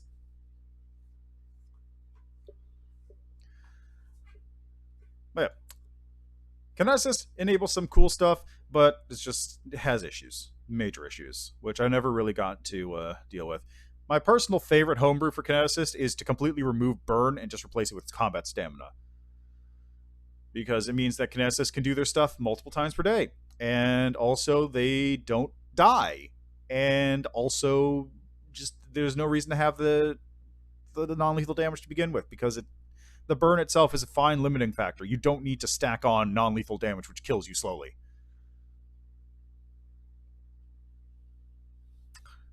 Well, that you probably, because you don't have improved bull rush, is my guess. It doesn't count as giving you that, which you should have anyway, because it gives you a better thing. Really? Even with it? Bizarre. Okay. Anyway, I was in the middle of a fight. I forgot about that.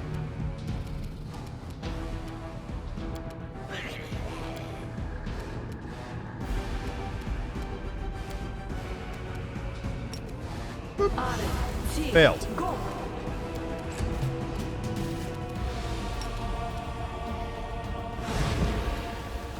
Nice. Okay, Regil, kill it.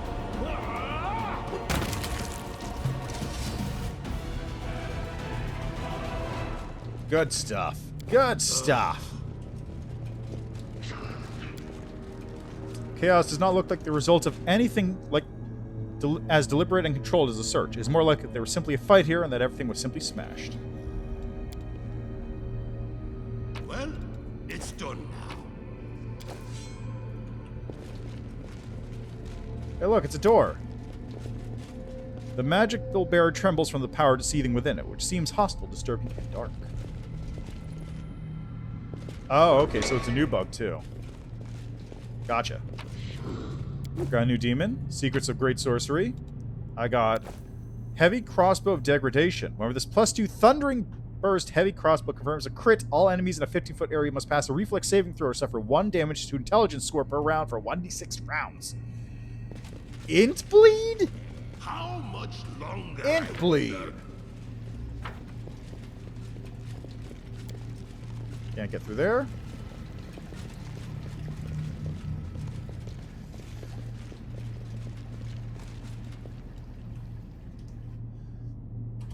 Okay, here we go.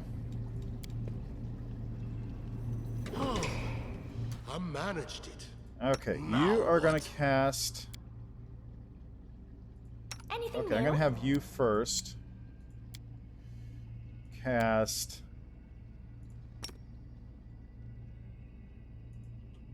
Phantasmal Web, and I'm gonna have you... I like just, you. Never a I'm gonna have you just move here, and you're gonna cast... Haste.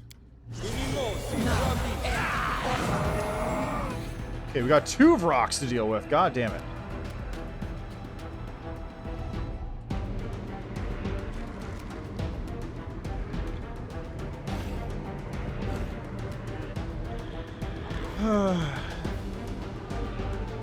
Yeah, the Aeon stuff is super cool. It is the fucking coolest.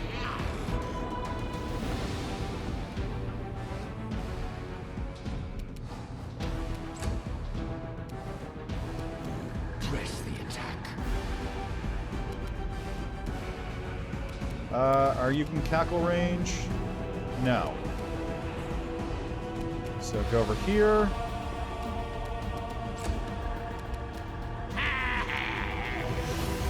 What? Where the fuck did you come from?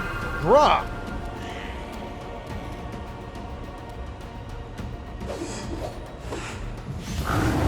Oh, gotta deal with this shit again. Out of my way.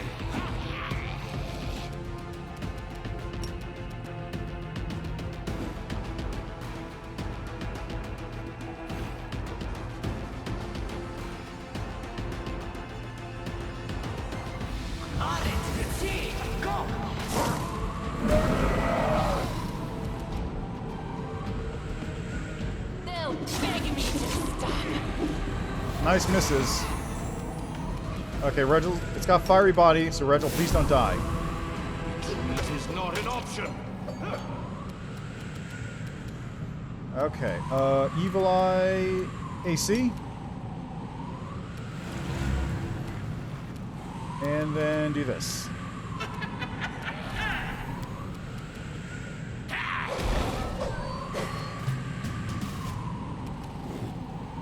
Alright, Sirocco's doing its thing. I'll split you in half. Fucking seriously? Bruh.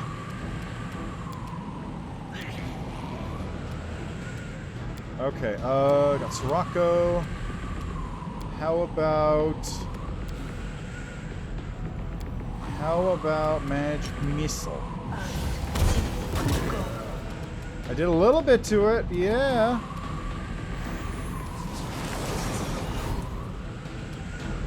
God, what happened to you, Nino? Mind fog. That's what happened.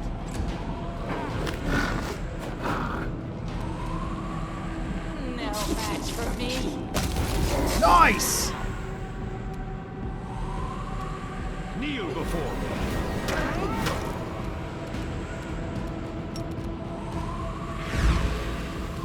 Oh!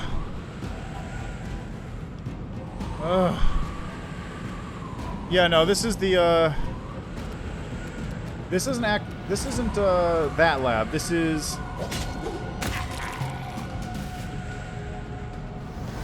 invisibility, huh? What just...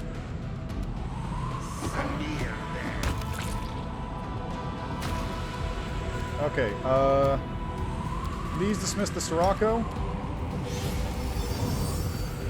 Thank you.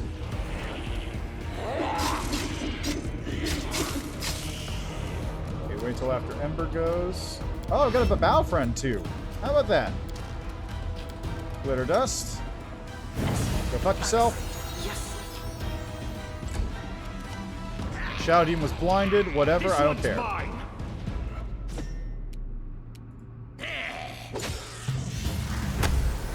Song of Discord, huh?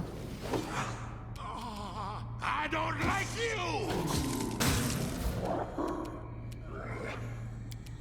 Let's just do this.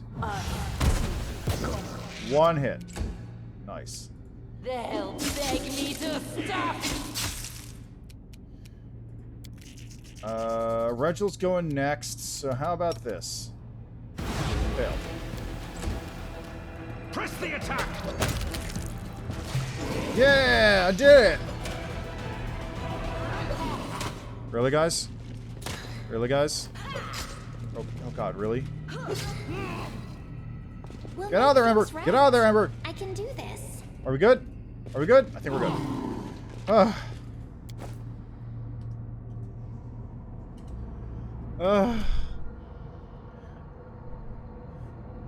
Yeah, worst phone in the game to deal with.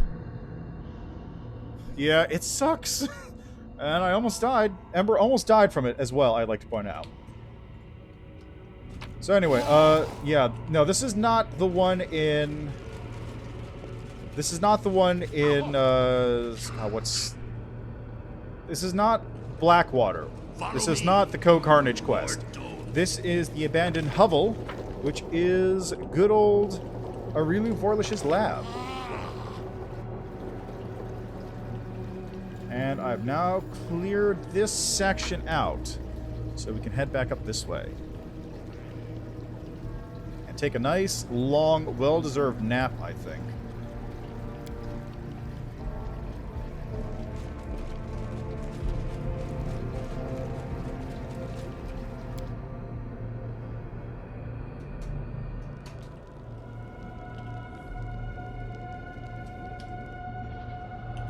What about if we camped together? What about if we placed our camp beds next to each other? Next to the dissected course of the Nelfashni? Okay, that's a lot of corruption, actually. Where are they? They're hanging out over here.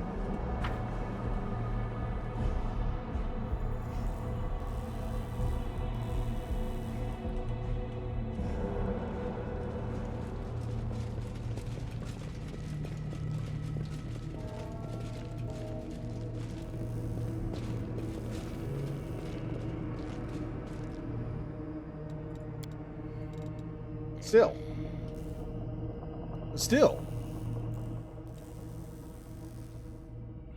It must be a lot of fun living in a tribe.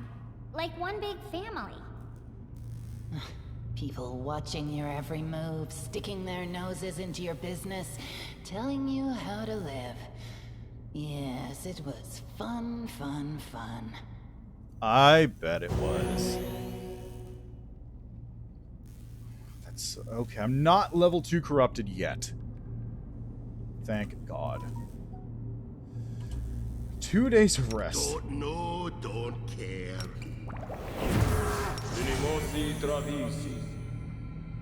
Nervosi travisi. Ona Tatayan. Manishrim suki, unimosi travisi. Unimosi travisi.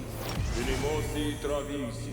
Na, hey, Urama, Axi, Yas. Ona, Adayan, unimosi travisi. Ona, Adayana. There we go. So that's one buff routine dealt with. Are we ready to move out? Yes. I now see the appeal of buff bots. I really do.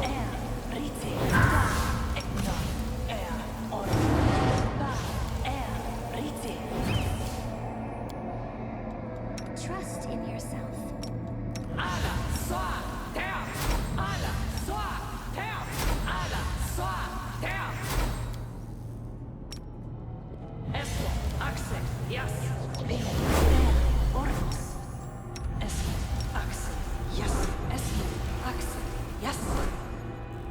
Okay, now this.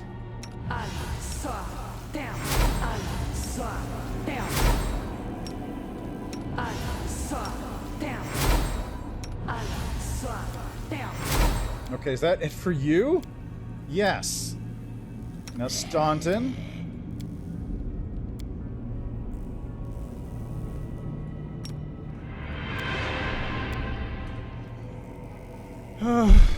Okay, buffs dealt with. Let's go. Next way down is over here. To the heart of the lab. At the heart of it all. The fog enveloping you seems at once as thick as soup, yet almost transparent. Strange silhouettes emerge in the fog. You blink and you see someone standing next to you. Blink again, and there's no one there. Voices can be heard in the fog, young and old, men and women, loud and barely audible. They say disconnected phrases, but not in unison. One voice may start a word, then another voice finishes it. Closer, closer. Come this way. With us you won't be alone. Why aren't you coming? Why can't we see you? Who are you? Who are you? Who are you? Silence stretches out for a few moments. Who are we? Who am I? What are you doing to us? Why won't you open up? Wrong. Begone, illusion! Power roils within you, bursting free, piercing through the eerie fog and hurtling forward to the source of it, and slams into it. You hear the howl of many voices. Then the fog dissipates and the voices subside. Closer. Closer.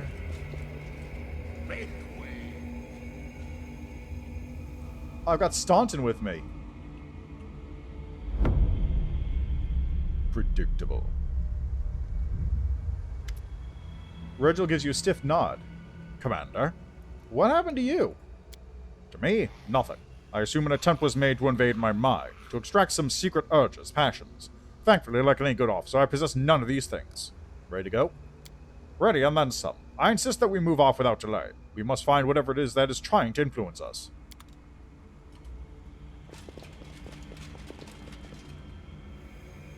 Come this way with me, you won't be alone. What a pretty doll. Can I play with you? Sure, Ember. I have a dollhouse too. Wanna see? Here, have a cookie my mom made. Will you come play with us tomorrow? I'll bring ribbons and we can put them in our dolly's hair.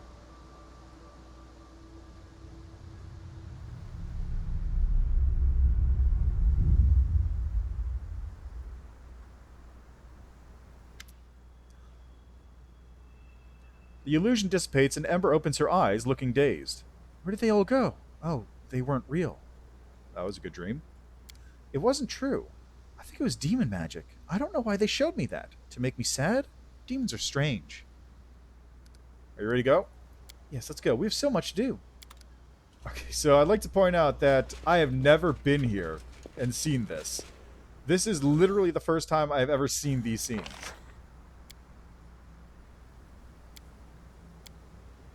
Because normally when I come through, like, the last two times I've been here, I was here with a solo character, and I was here with a party made entirely out of mercenaries. So absolutely none of them showed up. I never saw this.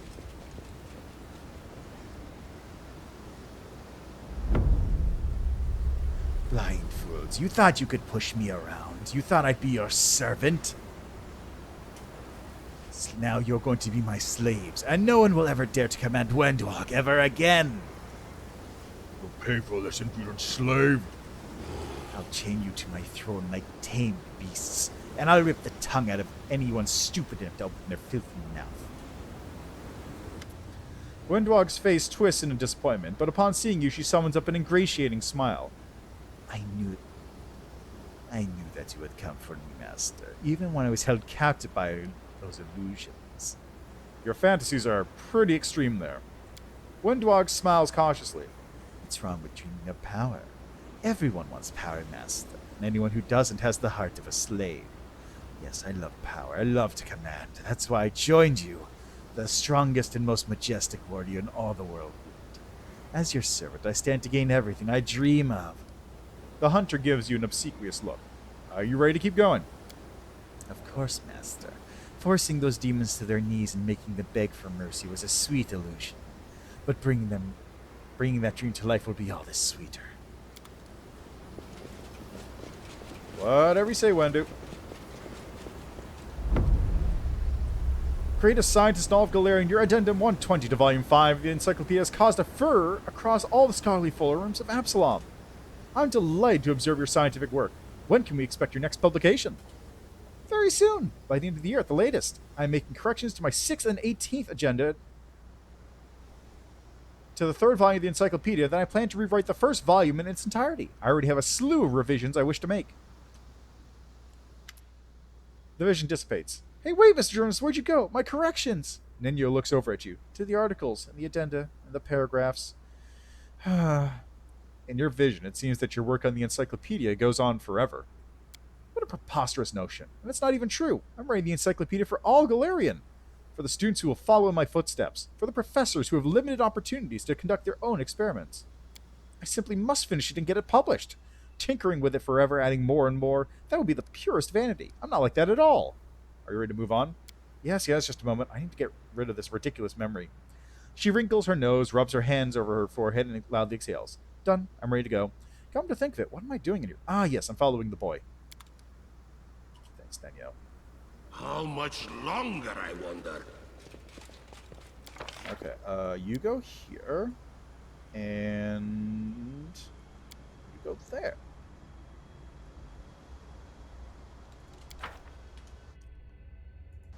To the heart of the lab.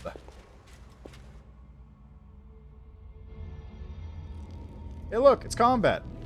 Enemies in my home, I won't let you pass the threshold. My queen, I shall save you from the beast. Prey has fallen right into my lap, so I killed you. My name will be on everyone's lips. I won't let you hurt Yeah, my good luck with that, friends. bud. Alright, he's visible. Pause there. This one? Yes, this one. No match for me. Oh, come on. You couldn't kill it? Retreat is not an option.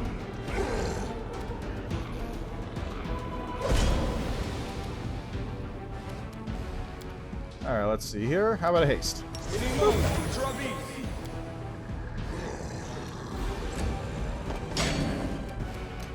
Those guys fuck.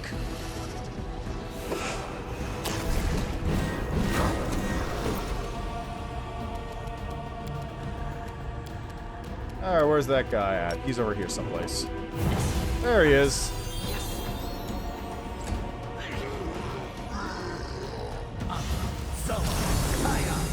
Crushing Despair. Will saving throw failed. God damn, what happened to you? Minus 2 penalty attack rolls. Staggered. Sick.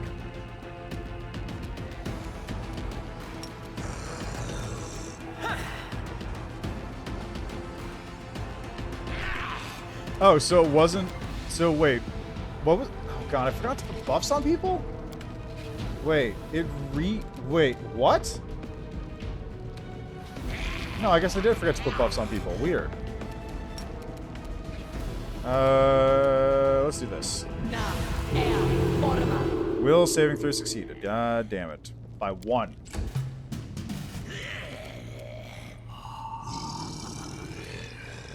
Okay. kill this. I'll rip you Oh, apart. you rolled a 1? You need to roll a 2, guy. Out of my way! You need to fucking roll a 2 when she missed.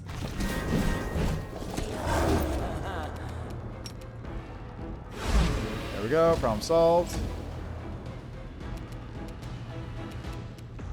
Alright, let's do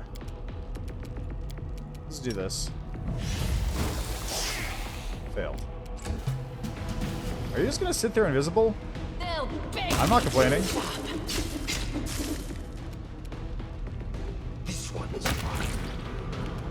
Alright, if you would just do this.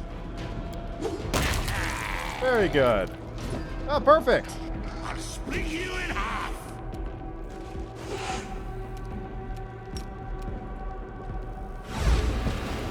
Alright, that one's dead.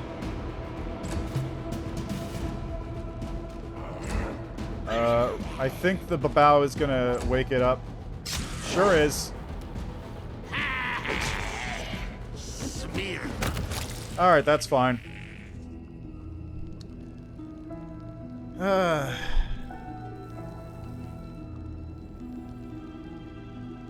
Trickster World 2. What does that get you?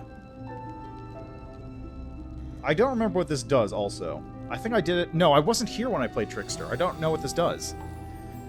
Beneath the top layer of the quivering red mass, you can make the features of various demons. An eyeless Lilitu opens its mouth in a silent scream. A Pinage wiggles its multi-jointed limbs, broken tails and wings trembling, all of it connected, fused into a single whole. And this whole twitches convulsively as you approach.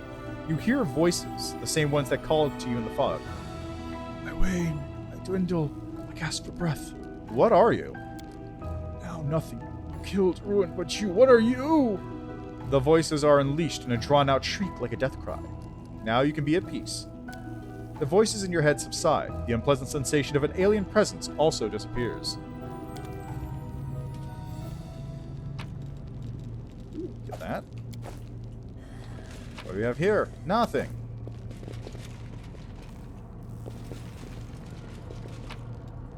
Give me that. I got handful of gems. Skeletal Finger. This rod grants its wielder the ability to make up to 3 spells they cast per day quickened as though using regular quicken spell feat. 6th spell or lower. Each time the wielder kills a living creature using Bone Shatter, Vampiric Touch, or Bone Shatter or Exsanguinate spell, the rod recovers 1 daily use. This effect can be activated up to 3 times per day. Okay. Oh, that one. Yes, of course. Too bad it doesn't work for Wendu, though.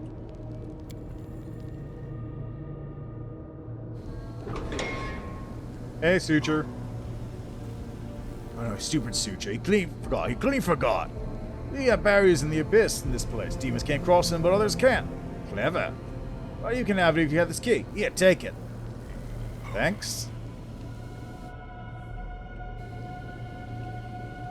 Oh, it's party-wide? Sick. Okay, perfect. Oh, Knowledge Arcana. Well, Nenyo? It went splendidly. This medley of flesh and limbs of various demons seems like a single organism, the result of some monstrous experiment. Follow me! Or don't. Alright, let's grab this, shall we? Before you, in some kind of magical device. It looks old and broken. A large, oddly shaped crystal is wedged tightly into a slot in the device. Day 4. Farast, 4632. Experiment, wounded demons.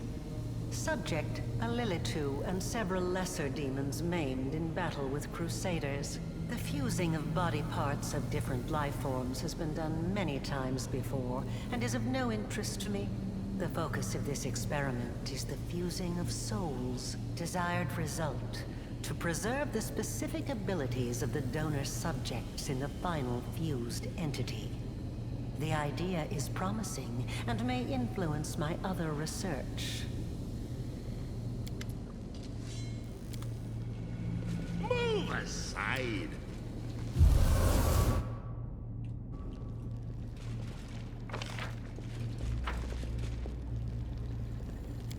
The lock has been battered by someone's desperate efforts to open it, but the door is sealed shut.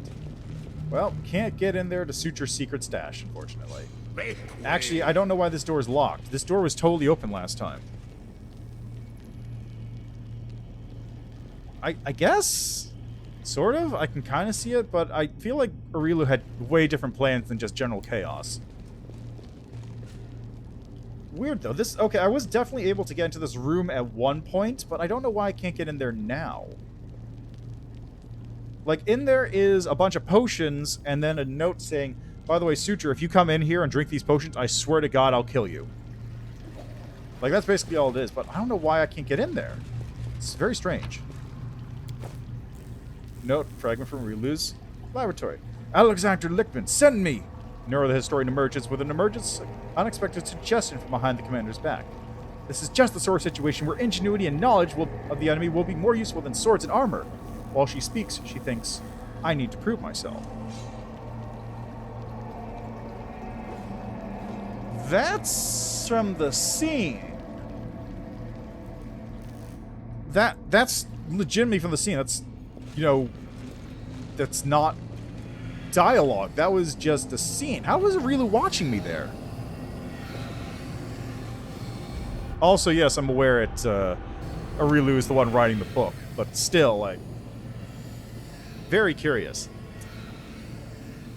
A ripped book lies in the center of the room. Beneath the title in large letters, the Lexicon of Paradox, are lines of text written in hasty, bold script.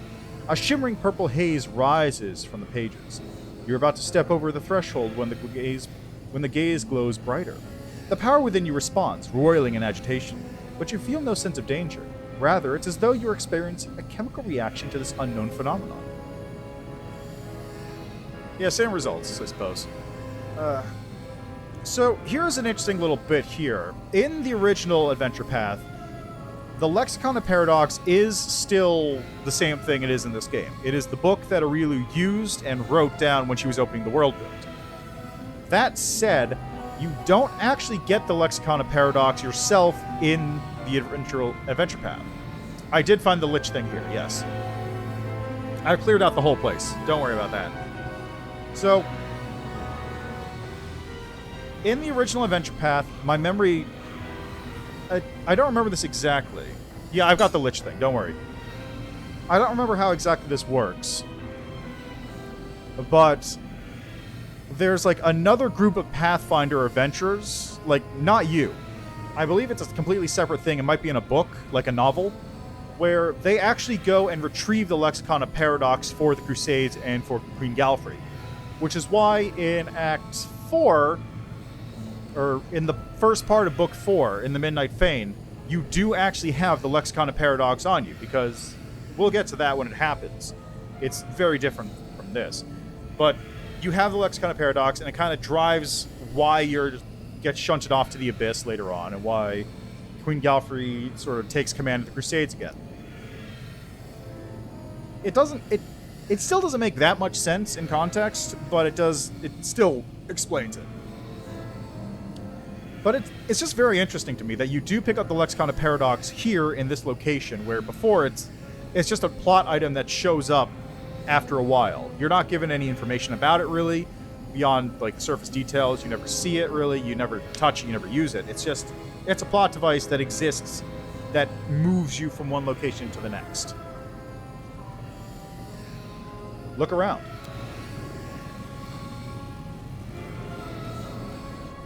You're distracted by a rustling sound and the heavy thud of ungainly footsteps. The dretch looks decidedly pitiful up close. Without the crude stitching that crisscrosses his skin, it seems his body would simply fall to pieces. So you made it to our treasure trove. Why not take a treasure for yourself? This is knowledge. Power. Right now it's nothing, but it will become what you want it to be. The dretch points at the book. The demon's voice is laden with strange yearning. He looks at the purple shimmer and can't take his eyes off it for several seconds.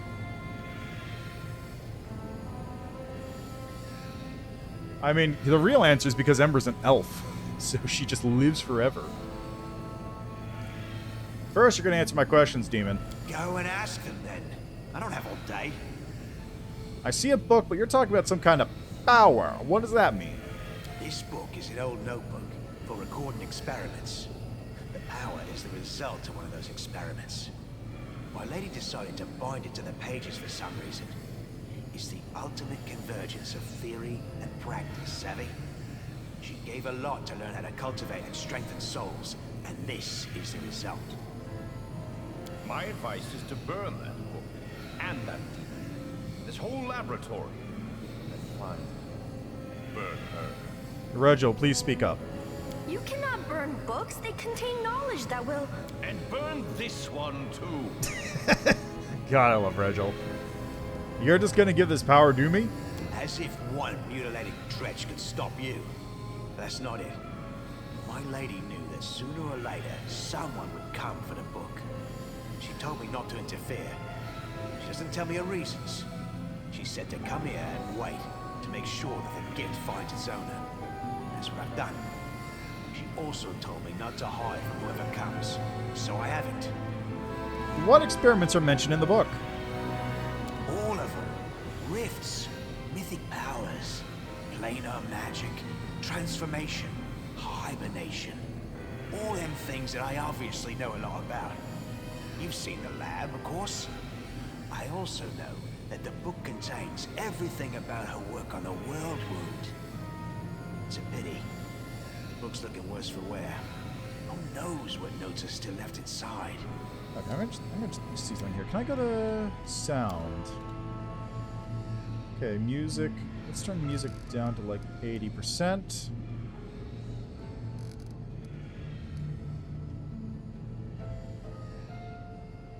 Yeah, that looks good. Let's try that. Just so it's a little easier to hear them talk. Tell me about Canobris and your transformation to a halfling. I want details. You're a shrewd one, aren't you? Nothing gets past you, does it? He wants details, he says. I was disguised as a halfling, yes. Did I have to drag your body to the Crusaders? I did. Did I then have to slip you a weapon? I did. Do you think I'd have managed all that if I'd been gallivanting around Canobris in my own skin? As to the purpose of the whole performance, don't ask me. I know nothing. My lady don't bother sharing such details with me. You can use the lexicon differently for each path. Never could know what to do with the lich. True. Okay, I'm gonna check that out once I get there. Of course, the final path is just don't take it for legend. I see a book. Okay, let's go with this one. This book is an old notebook. You just gonna give this power to me? As if one mutilated dredge could stop you. This book is an old notebook for all of them. Rifts, mythic powers. I don't get to do that conversation a bit with Regil, unfortunately. Hibernation. Found everything I wanted. Good. That's good indeed. Knowledge leads to progress, eh? Take the book, boy. If you don't, then I will. Fine, I won't take it. It's yours after all. But seriously now, take it. Don't turn down your chance to gain new knowledge. Who cares who set this whole thing up? You're not going to turn down power that's fallen into your lap. And if you gain power, that means I'll gain power too.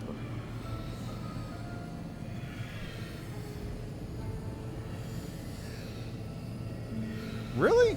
That doesn't surprise me a whole lot. He is lawful neutral, and he does seem to be more about, like... Again, he's more about, like, what's best for everybody, so serving Pharasma seems like a better deal since he's a... You hear that true camp stuff with Greybor? Oh, very cool. I mean, I don't bring Greybor around, so I probably just missed that out, but that's cool to know. Also, again, that does seem normal because he's sort of fatalistic about everything, right? He's going like, yeah, okay, we're all gonna die, yeah, but also... So, worshipping Pharasma makes sense because he wants to get in good with Pharasma. Or just, you know, she's the one who guards their afterlife and he just wants to be sent to a decent place. Okay, so I am gonna take the book. But I want to see what happens when I do this.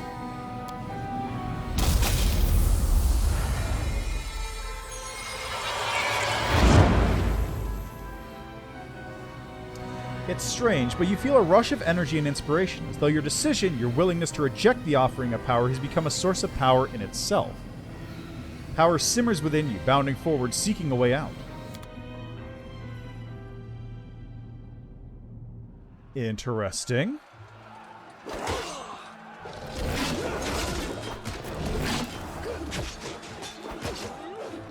Discari's here. Discari himself. Blimey! One minute we had a dragon, the next, bam, she was gone. What are you gonna do? Fight or flee? If fleeing's your plan, let me help you out. I've got a scroll here with a good protective spell. The halfling's armor is splashed with blood, and he is armed to the teeth, with a sword, a blade, and a hatchet on his belt, and a crossbow on his back. His voice sounds familiar to you. I'm getting out of here. Give me that spell. Right away. Stand still now. No fidgeting while I cast this on you. Good luck! Try not to get eaten now! The halfling's words are drowned out by a terrible rumbling and the rustling of countless tiny wings. I'm not hiding very well behind this table. I'm about the size of the table. He didn't take it. A mark of wise caution or cowardice? But shouldn't his instincts have offered a clue? Shouldn't... Suture, take this crossbow and beat a bolt to your former owner. Aurelu breaks off from her stream of disjointed questions and whips around to face her servant. Shoot, Lord Discari. But, my lady, you'll crush me into dust so fine you'll be able to sprinkle me all over the square. As you wish, my lady. I will do it for you.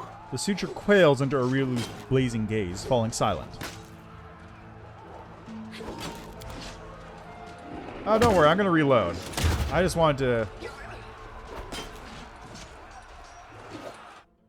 Oh yeah, right. The secret ending is probably taking the crossbow. Give it here. To me. It's my lady's gift. It's no use to you. If only I could... Just a drop of power. I could go back to how I was before. Be cured. You'll never be seen as one of the mortals. Just like I was cast out from the armies of the Abyss after my maiming. You're just like me. Give me a chance, at least. Right, yeah, of course. I figure I need to crossbow. First, tell me one thing. Why do Aurelu and Discari need to be shot? She needed to spill his blood. The blood of a demon lord is a powerful thing, and very useful, you see. It's a priceless reagent. You can make so many things out of it. A wondrous blade, for example, that can turn even a wardstone to dust. Oh, I think I missed this before. I don't remember this line, but that's how you make the knife. Got it. Get out of here before I kill you.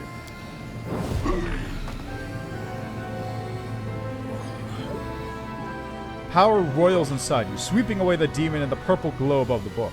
Before it goes out, the glow flares brighter, like a living creature releasing its death cry. And in this flash, you see inscriptions, diagrams, and sketches that imprint on your mind. I'll remember this, yes. But for now, farewell. I can finally return to my lady. Interesting.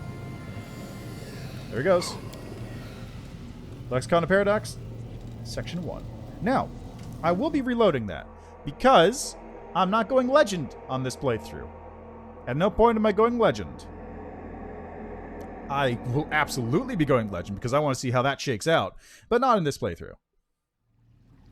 Move aside. Alright, here we are again.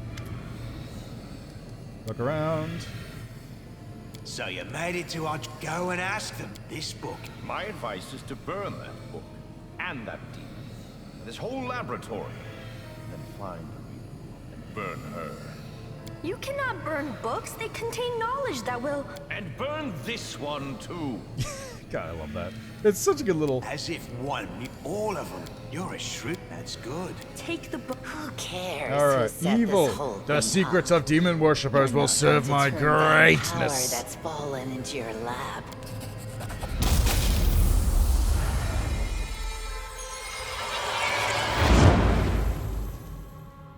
Your fingers barely graze the book when the purple glow flares brightly and a series of inscriptions, diagrams, and sketches flash by, imprinting themselves in your memory as if you've always known them. power feels you just as wrathful and overwhelming as in the battle for the ward stone or the monument, or the moment you acquired the Sword of Valor. Yeah, well, I mean, to be fair, he's got a lot of people he has to burn. Order of the Pyre is busy. See, same conversation before. Right away. Good luck! He didn't take it.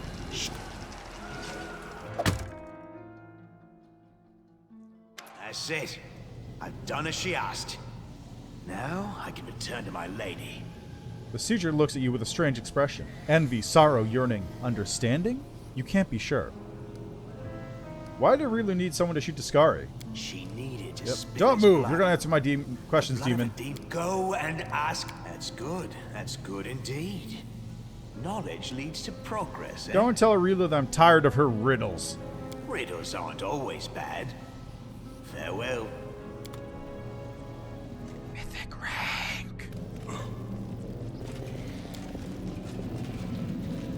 An unsettling light twinkles from the crystal. Lines and mysterious magical patterns spread out around it.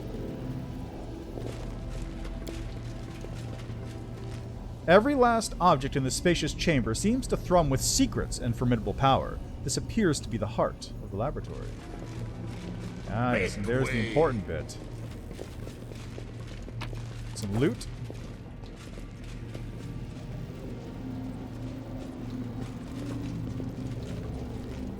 Oh, there's an item.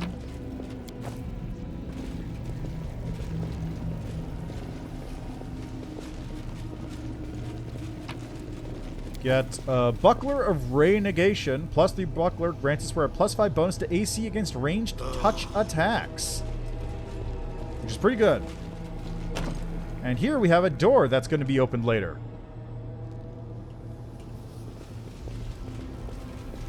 How much longer, I wonder?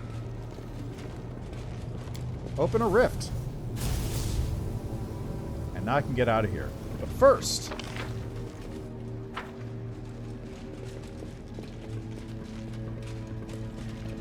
Follow me! Or don't.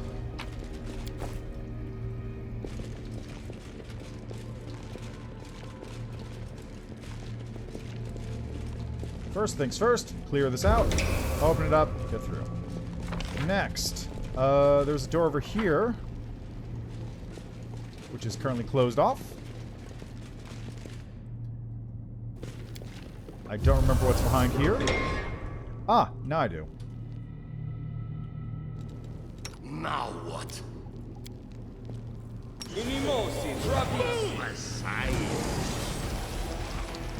Ah, yes. Mythic Drachme. Plus a Marilith. Immediate crit to Staunton. That's fine, honestly.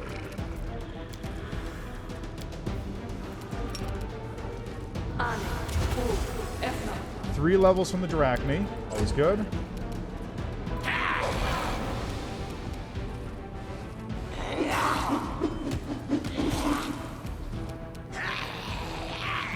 Retreat is not an option.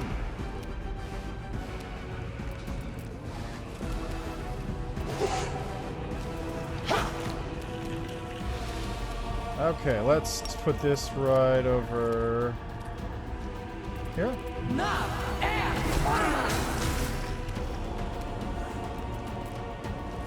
I'll split you in half. Oh, Staunton's dead again. That's unfortunate.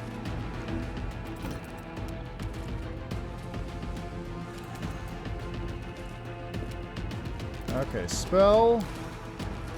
Zap. 2 levels.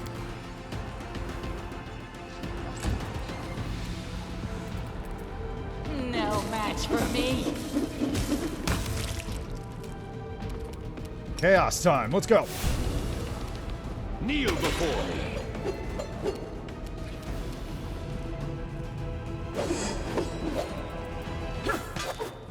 Thank God for the skeleton.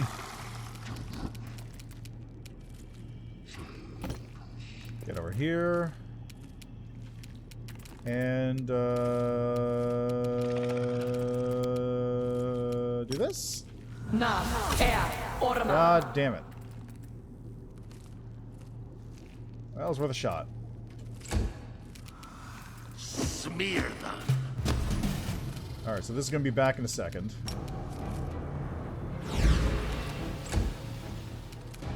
They'll beg me to stop. Nice miss. This one's mine.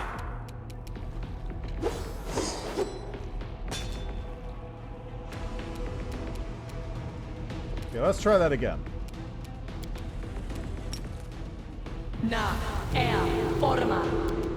Failed. God damn it. I don't like you. Excellent, and now it's back.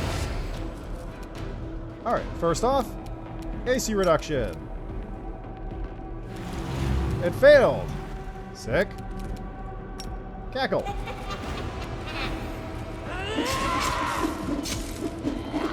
Nice ones. I think it's still Smith, right? Just grid measure. Press the attack. There we go. Problem solved.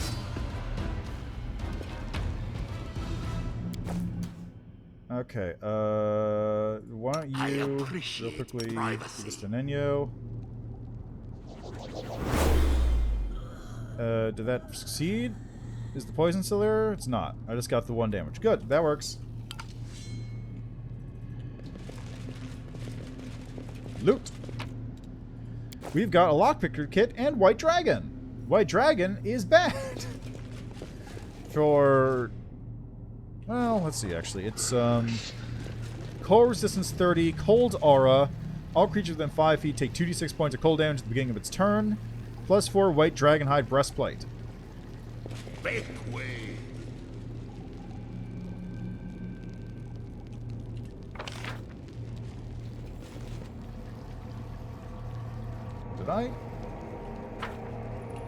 Did I not go in here? Did every single one of you fail your fucking perception check to see Aurilu's secret room? God damn it, people! Well, not going in there.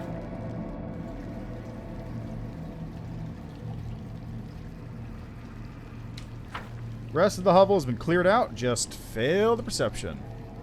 Oh, Wendu can deal constitution damage because I equipped her with this thing, the skinned leather cloak. Whenever the wearer lands a hit on an enemy first time in a round, the enemy must pass a fort save or be partially skinned and start taking constitution drain. Will that let me redo the save? Or redo the check?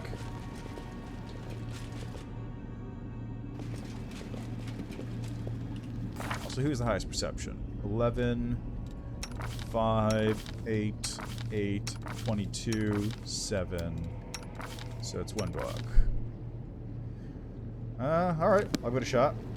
You currently have Heroes Greater. Which items even give bonus perception?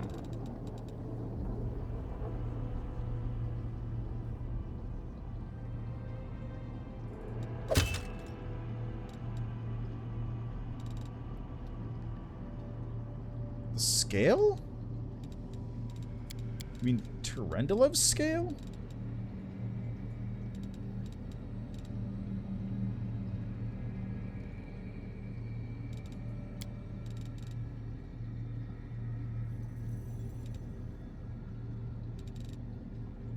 Get in Act 1. Okay, using the bell. I am not 100% sure. God, I wish there was some sort of search function in here. Oh, the Signet of House Respilito? This one? Okay, yeah. Where do you want me? Go right here. Okay, so how does this work? Choose any skill. Okay, so lore world, EMD, stealth, religion, persuasion, perception. I am yours to command. Nope, no dice. On your whim. I'd have to come here with another person. Doesn't allow me to redo saves.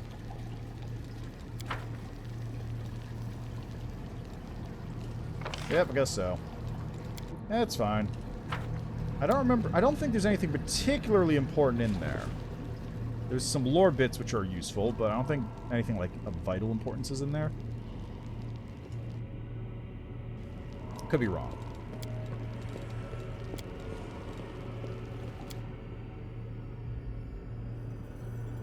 Anyway, first things first. Head over to where the losers hang out.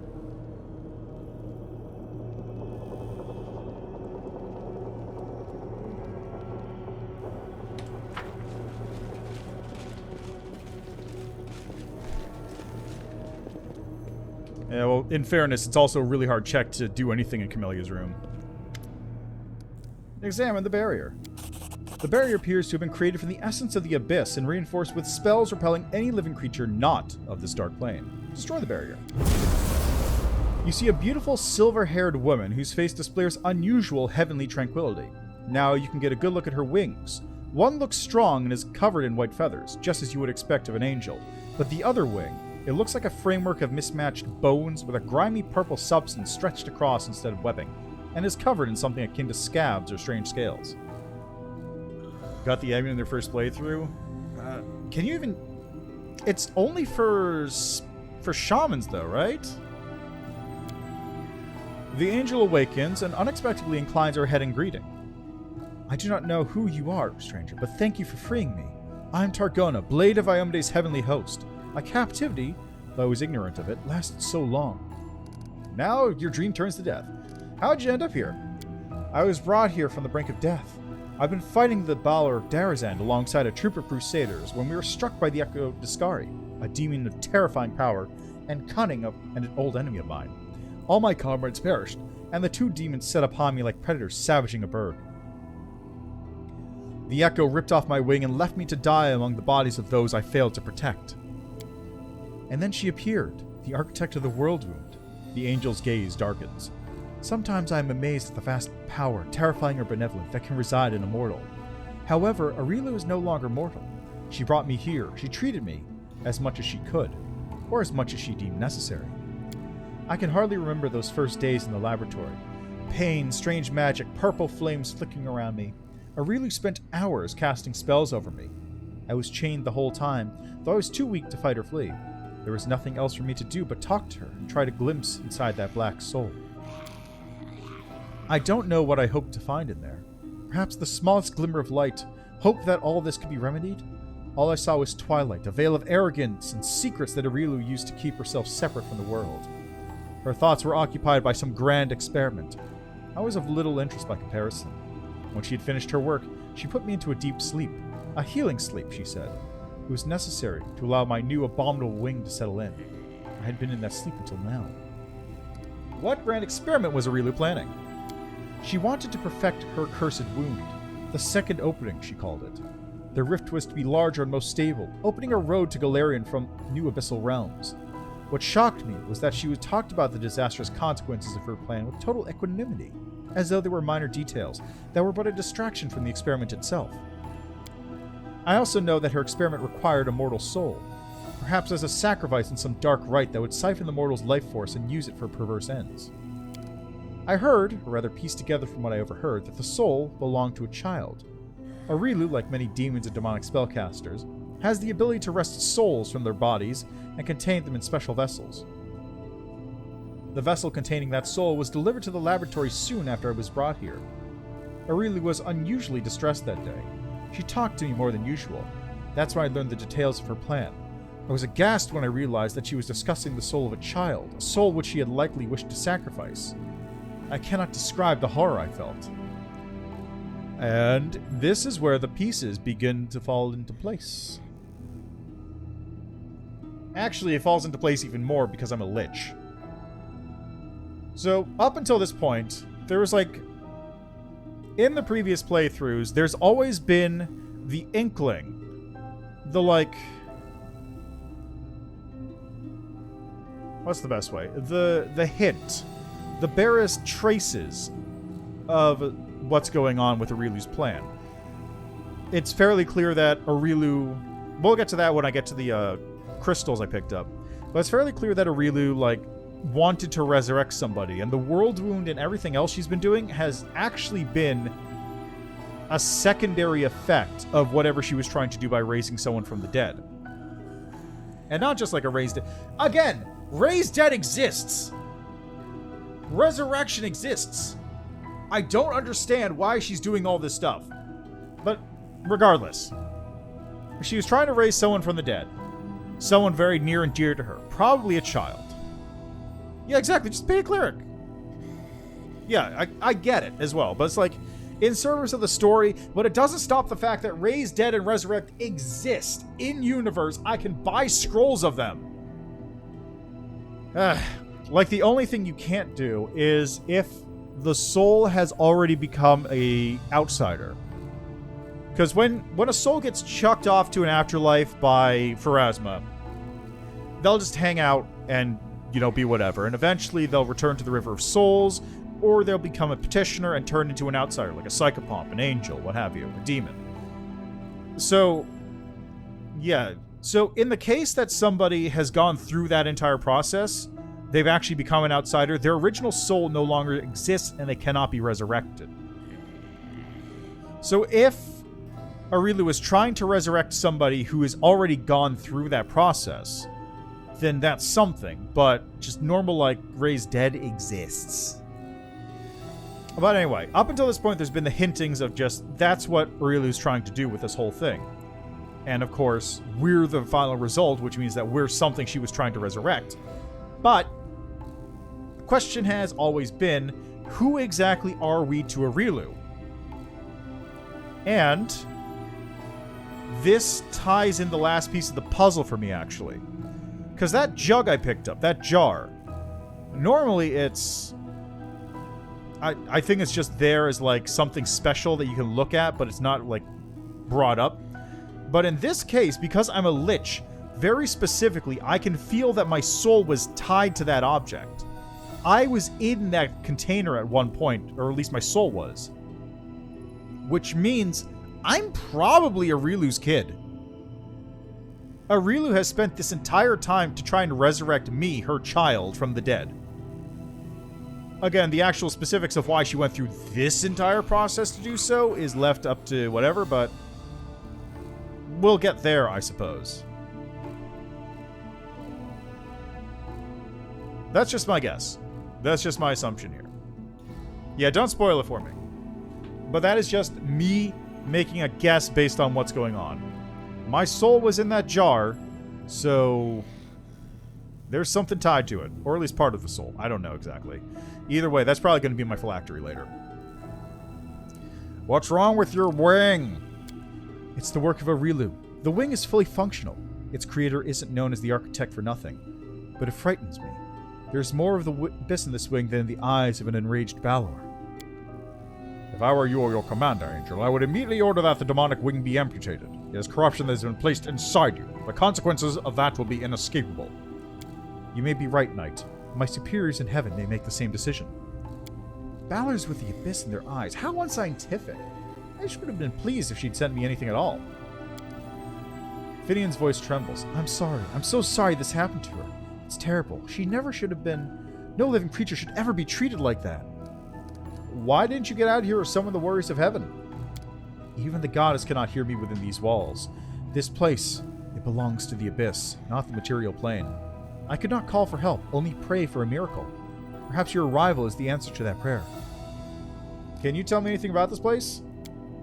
I only know a little. Aurilu once let it slip that this refuge is where she wrote the Lexicon of Paradox, the book of dark magic containing the secret of the Whirlwind's creation. That means this place is older than the wound itself. Aurilu must have created it, at least part of it, before her great atrocity. I was astonished at the strange way she seemed to speak of this laboratory. It was as if she despised this place, yet she tried not to show it.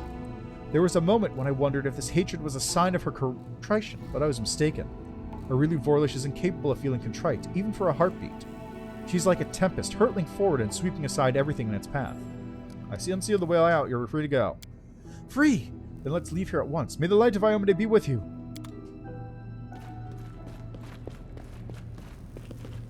Alright, let's go.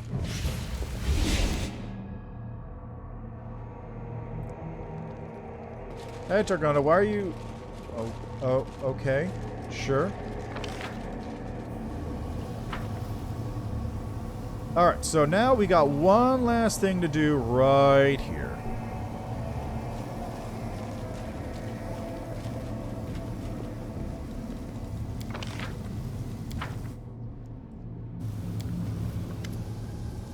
A strange device with a slot for a crystal awaits your next move.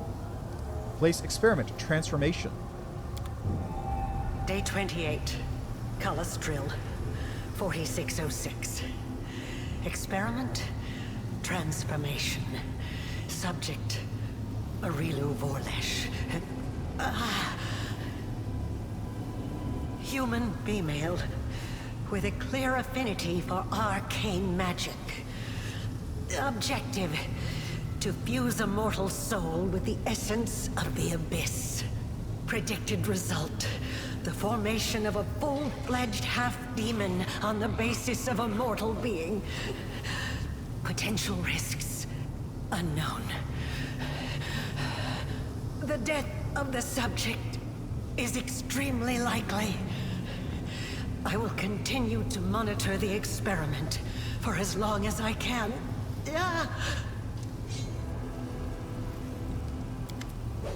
The suture. Day 20, Farast 4606. Experiment, the suture.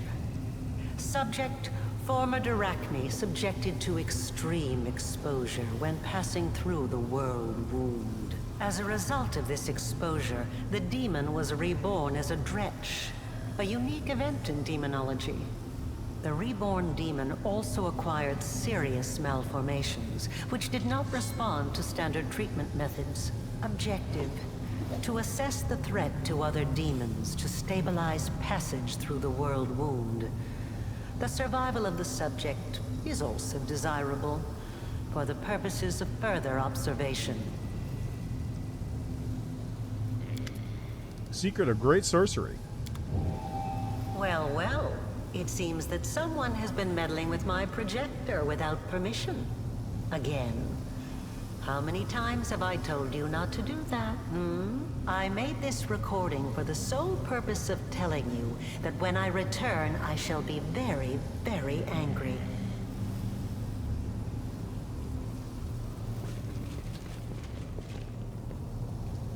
To the hut. Follow me, or don't.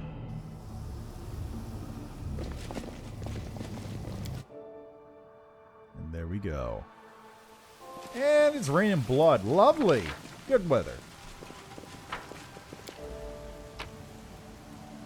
Oh, I can take all the loot. You know what? Let's grab it all. Why not? It's a fast trip back to Drezen anyway.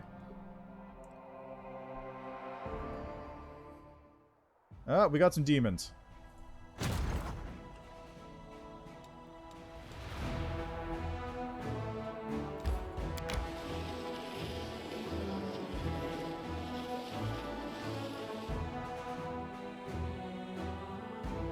Okay, you... Okay, that's another bunch of skeletons who are going to be meeting up.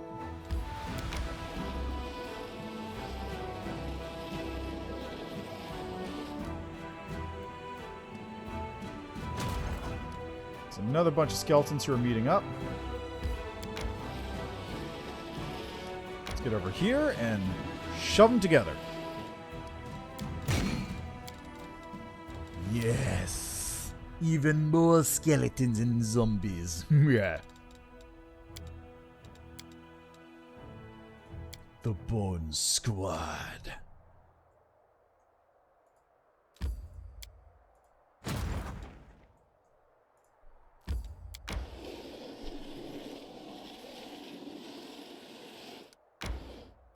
Alright. There we go. Tactical Squad Alpha just constantly reinforces itself. Always good, always good. These will move up eventually.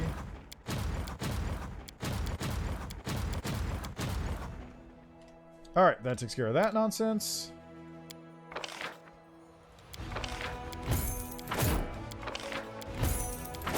Oh, and some Hell Knights.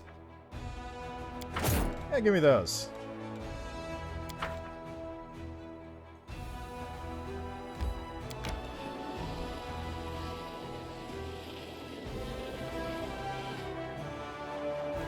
Perfect.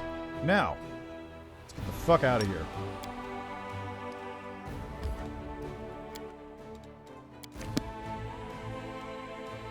Put it on. Ba ba ba. Ba.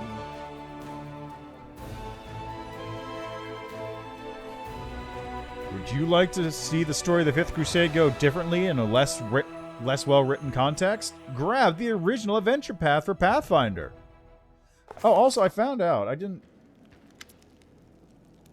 really realize it before, but Kingmaker is actually like the second Pathfinder adventure path. Like, if I go back at the list, look at the list here real quick.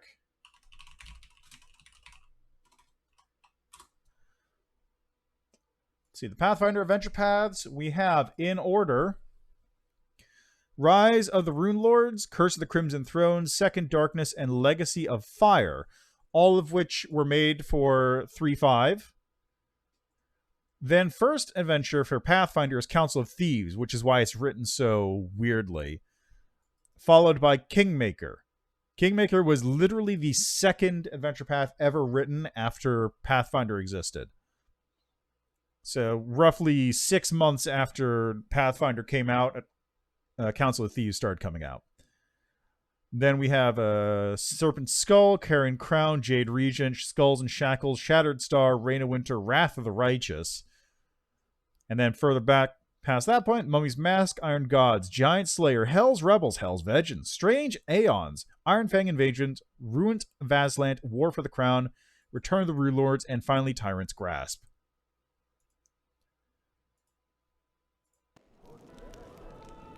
Alright, you have an unexpected guest. Standing in front of you, you see a youth of about 18 with dark hair, a high forehead, and a noble face.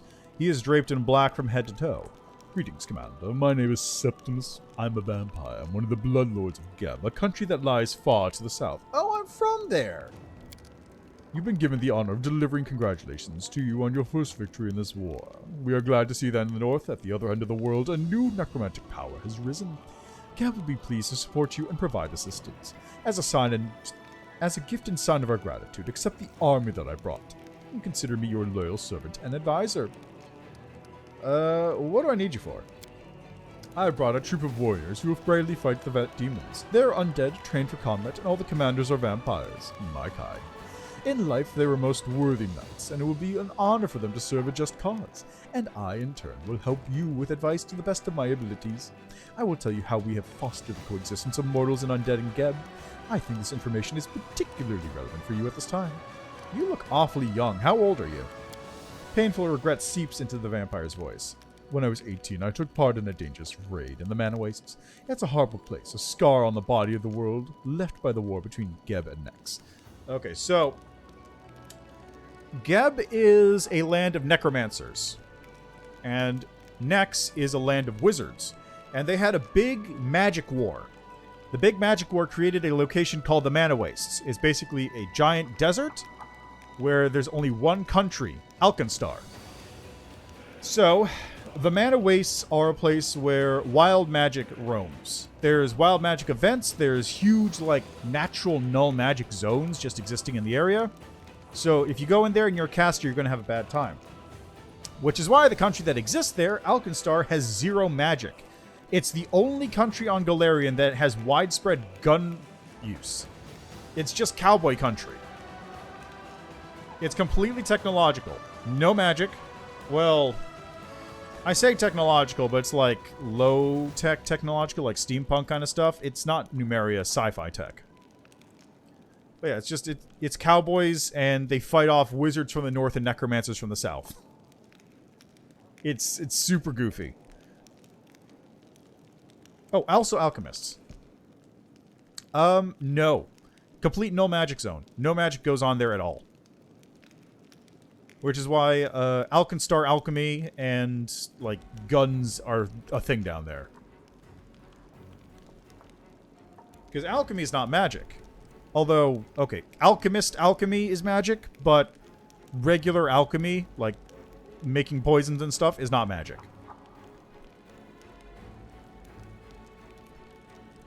Also, hello, Gugos Cat, how are you? Oh god, yeah. I only got into Pathfinder and D&D after lockdowns. Yeah, the problem with doing high school D&D is that it sucks a lot of time out of your day, which is gotta go to other work. So, like, if you're doing drama stuff, then if, like, even assuming we tried to get a D&D club going in my high school as well, but it kind of fell through because after school 1 hour time periods are not conducive to good session running. You need, like, minimum 2 or 3. Also, second playthrough? Nice. I'm still working on my first. It's gonna be a nice slow burn. But yeah, just school-based ones are unfortunate, and then you have to,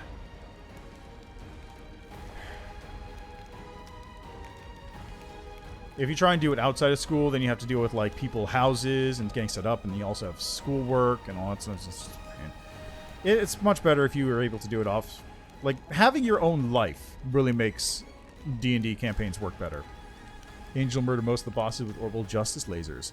Nice. Yeah, I think after this is going to be Trickster and then probably Angel. I'll probably work my way down from there. Just Angel, Azada,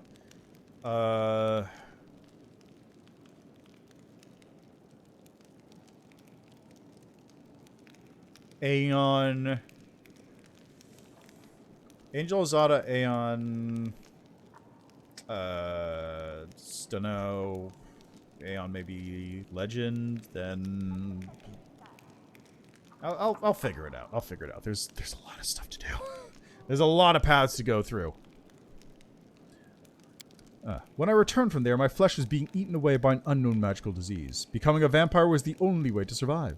Many years have passed since then. I've worked, studied, achieved high status, but my appearance has stayed the same. How do I know you're not spies?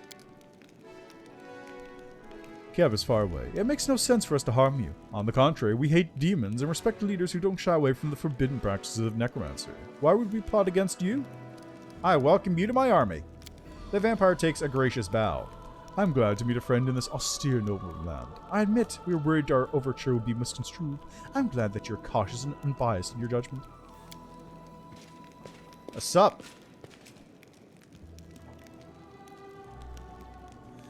Oh god, of course it's from Ustalav. Yeah, exactly.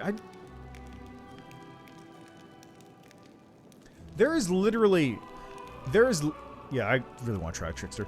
There is literally no country on Galarian that likes working with the demons.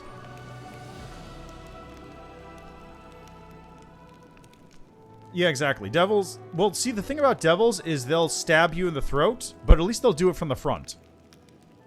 And you'll, technically speaking, have known they were going to stab you in the throat. Demons will just kill you wherever. They'll stab you in the back, they'll stab you in a dark alleyway. They'll just do it for fun. Like, devils are evil, but they're only evil for profit and or contract purposes. Which is basically all they do, but still, you know what I mean. But yeah, if I remember correctly, I think I read it in the, I think I showed off the ending thing for Wrath of the Righteous once, but let's pull it up again.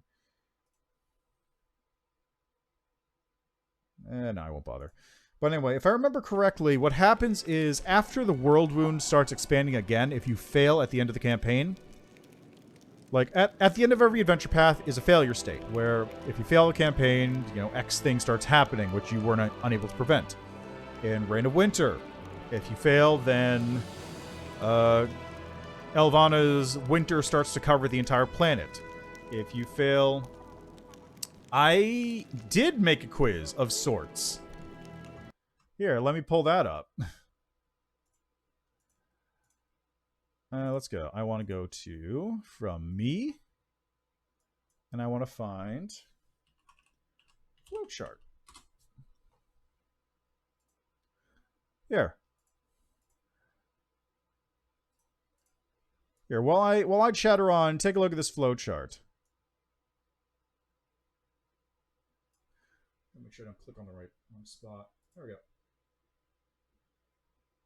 There you go. So there's a flowchart that you can use to determine your class.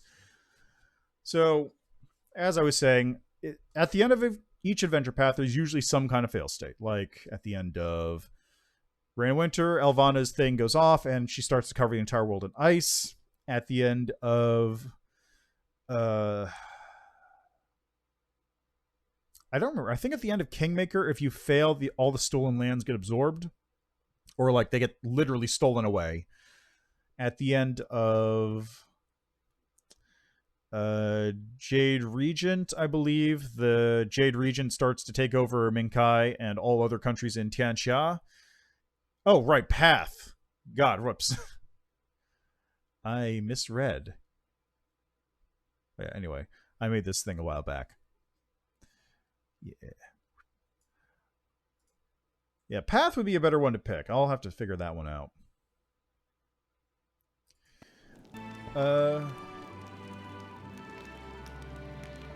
Okay, yeah. Also, yeah. Right, I get what you mean. I misread. I thought that was class. Yeah, Iron Gods. If you fail Iron Gods, then an evil new cyber deity gets launched into space and starts to spread through people's minds by, like, being a mind parasite virus thing. It's wacky. And the one for Wrath of the Righteous is if you fail, the world wound starts to expand again, the demons start pouring out, like, en masse, because there's nothing to stop them anymore. And what happens is every single country nearby forms alliances and said, okay, I don't like you, but fuck the demons. Like, Irisen makes a pact with the realm of the Mammoth Lords to start, like, getting them on their side to say, we need to deal with these fucking demons on our border. Cheliax and Andoran send tons of support to Lastwall and Ustalav to try and get rid of it. The Necromancers come out in force to fight the demons off. Numeria does fall. I imagine Numeria probably falls due to just the sheer volume of demons coming in. Yeah, it's great. I think on the right-hand side, I don't remember what happens to the right side of the World Wound. I want to say that's that one country nobody cares about. Let me actually, okay, you know what? Let me pull up the thing. I'll just open this up because I gotta deal with Elianka in a minute anyway. So let's go here. Let's take a look what it says. Give it a second. My computer's thinking really hard. Okay, Wrath of the Righteous.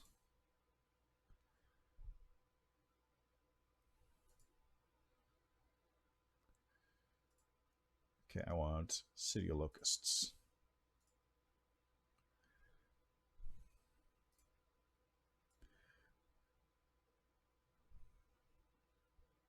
Oh, yeah. Well, the fun thing about Pathfinder is it's like everything... Lake of Mists and Veils. Oh, Brevoy's over there.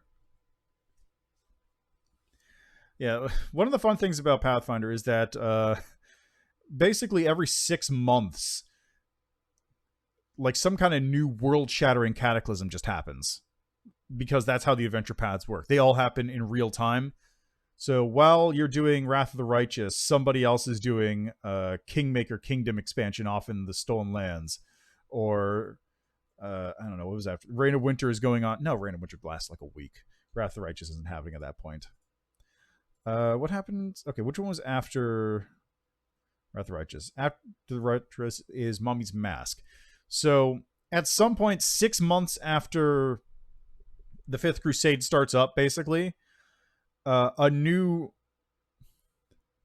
let's see, a secret sect of cultists or whatever in Assyrian started to do some shady shit in order to try and rebirth an ancient pharaoh. Like every 6 months something happens. And then a year after the Righteous starts, Iron Gods happens. the blue flame goes out, which was powering the local economy and allowed people to smelt adamantine. And then 6 months after that, giants start being a problem. And then 6 months after that, the city of Kintargo has a guy in charge who's trying to become Cheliax, the country. And then 6 months after that, a bunch of assholes become new groundskeepers, or become new hired thugs for Thrun. Then 6 months after that, a bunch of people get sucked into another dimension by Cthulhu. Like, it just keeps going every 6 months. Because canonically, all the adventure paths happen, and all of them happen 6 months after each other. It's real goofy. Anyway. So, looking at this map, the Inner Sea Alliance, Andoran, Cheliax, and Taldor form the Inner Sea Alliance. All three have the wealth and forces to contend, but Cheliax is the best suited. So they just basically... Yeah, most of the forces of Hell are uninterested in the outcome of the conflict. Powers and Cheliax are able to secure the aid of an infernal duke and his army of devils. Taldor and Andoran both provide armies, taking Galt and splitting its land between them. Probably, yeah. Although, more accurately, they... Well... not necessarily, because you do help Naticula... You do help Naticula ascend in the original adventure path. Let's see here. So... Realm of the Mammoth Lords get support from Irison to hold off the World Wound. Rasmurin falls within a month of the invasion. Get fucked, Rasmurin. Western Carthan Confederacy manages to hold the lines. Demonic threat is contained at Ustalav as long as the Inner Sea Alliance stands.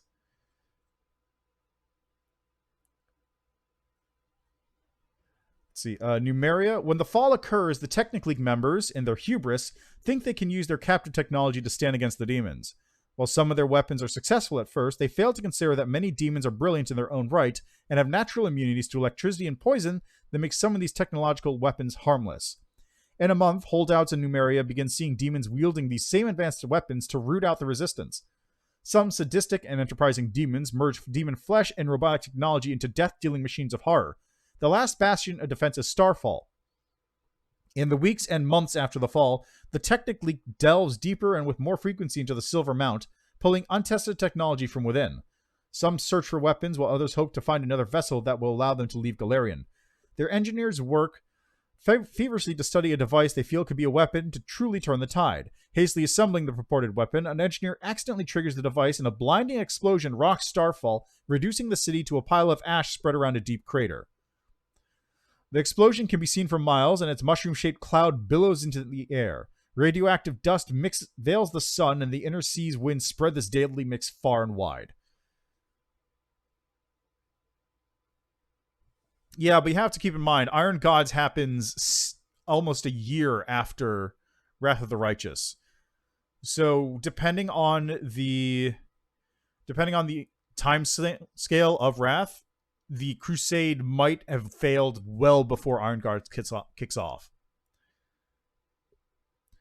So, but basically, the basic gist there is that Numeria nukes itself out of existence.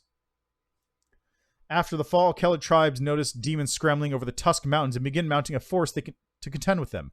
Tribes grudgingly put aside any lasting conflicts and join together in defense of their ancestral lands. Despite their barbarian might and powerful mammoths, the Kellids fare no better against this demonic expansion than the people of Sarkoris did over 100 years ago. The demonic forces take over the realm of the Mammoth Lords in short order. After losing more than half of their land, the Mammoth Lords find reinforcements from an unlikely pair of allies. Their Irriseni neighbors to the west, backed up by the Ulfin from the lands of the Rivernorm Kings. I didn't know that the Ulfin got in on that too. So if you want to hear about the fucking Linorm Kings, those guys are crazy. It's basically old Viking land. And their deal is, it's called Linorm Kings, because in order to become a ruler in the lands of the Linorm Kings, you need to go out and you need to kill a Linorm alone without magic. Like, just straight up, you have to fight it and kill it. And the biggest one, the one that makes you the king of the kings, is an old, super difficult Linorm called Fafnir. And that guy will just wreck your shit if you try and fight him unprepared. And again, you have to do this without magic. It's just you and a big old fuck-off axe and a Linorm. Go.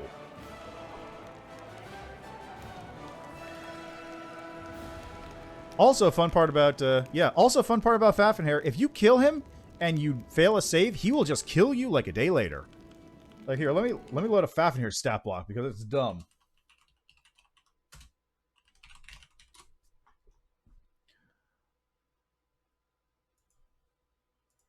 Whoops. Nope. There we go. Fafnir. Crafty and powerful, Fafnir is said to be the father of all Linorms. He is a CR-24 Whispering Way team with an army of demons to fight paladins to fight demons. Yeah, that would be sick. Actually, let me take a look here.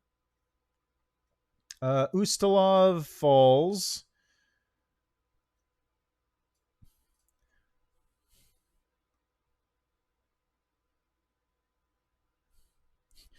The Black Dragon Cerizilian agrees to help the demons if they leave the swamp alone.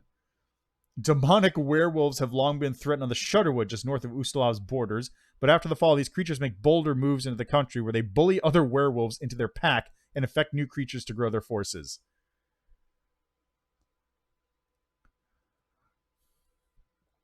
Let's see. The vampires don't rally to the cause until the front lines of the demonic creatures need artists or cacao, and after that, they can be seen fighting alongside humans in some of the pitched battles. Also helping the also helping in the fight, the Aztec Order of the Palatine Eye uses its knowledge of outsiders and magic against the demons, but as bright as the Order's scholars and crusaders might be, it's not enough to make much of a difference.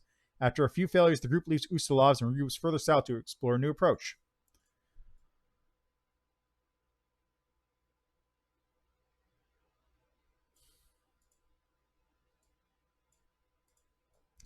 In neighboring Virilich, the Marilith Calchestra uses the chaos of the fall to rally demons to her side and march on Cenotaph.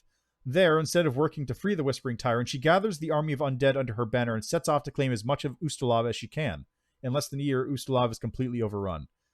So,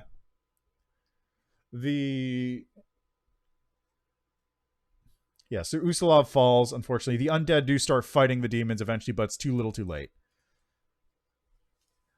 I mean, yeah, also you have to remember, though, that requires knowledge, one, of what the deal with Playful Darkness is, and two, cheese strats with Pillars of Light and K-Fangs.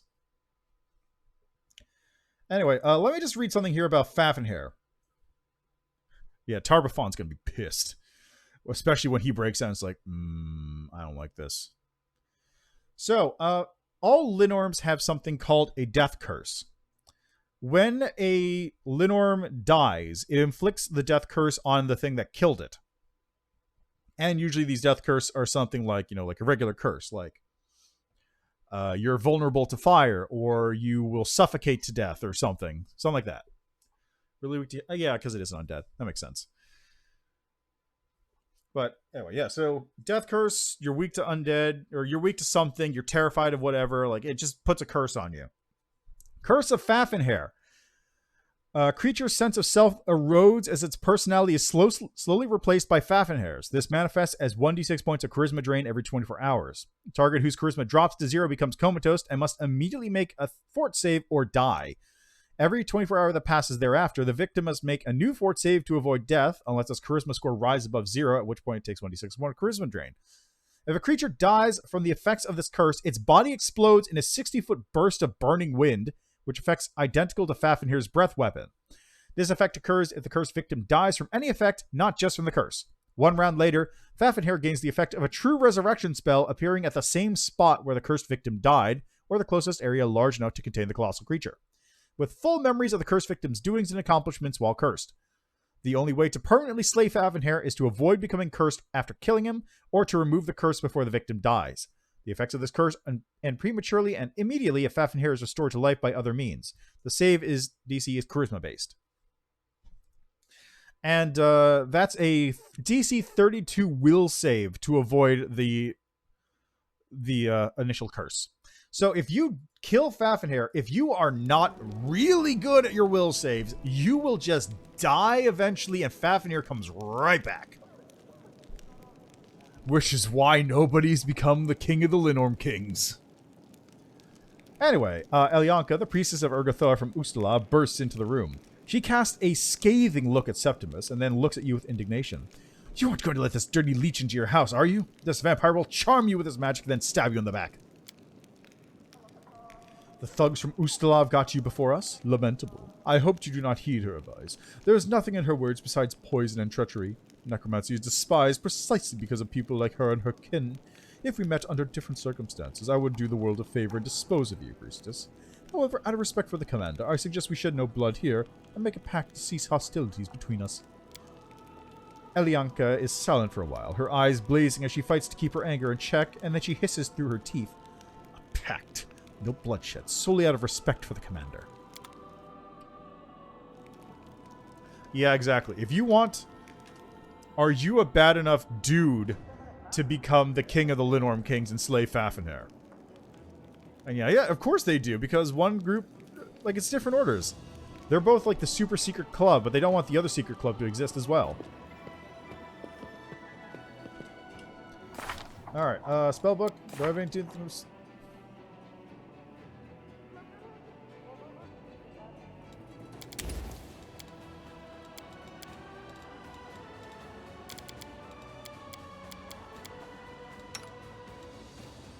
You just double check everything. Okay, no.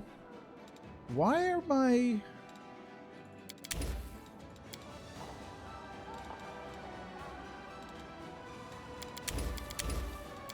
Why are my spells getting unbound?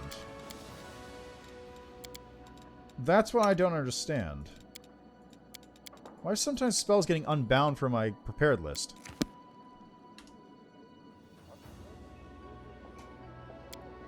Oh wow, that was fast. What difficulty are you playing on, by the way? Like, are you doing normal or are you still doing on unfair or hard? You are a powerful demon. I can sense your strength in your very movements. Oh, how sweet it would be to fight you. I don't want to fight anyone in our party. I don't want to injure the people who have given me their trust.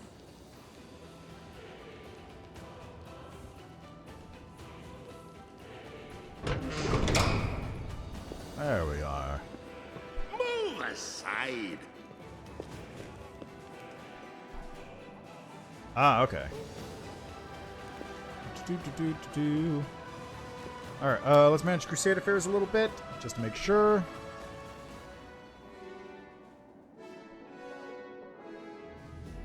Yeah. I am really disappointed that Staunton doesn't have, like, anything. He just kind of exists. Officers have prepared the troop for a raid. Nice. Giant's Village. Nice. Blessings of Bastet. Nice. Demons have been stealing children in Canabras and possessing their bodies so they can get close enough to Crusaders to deliver a dagger strike. The officers are asking how they should proceed when encountering the possessed. Save the children. All units receive vulnerable for 30 days. Safety of soldiers. Military experience. Hunt down the kidnappers. Adds 1,500 diplomacy experience points and 60 energy points. I will take that one. I'm a little upset it's good, but I'll still take that. Lan is willing to select a number of fighters who will track down and slay the kidnappers. Should they succeed, the nation will applaud them, and Mendevian clerics will offer a solemn prayer for their protectors. Okay, so events, that is this, which is already selected. Those are now set.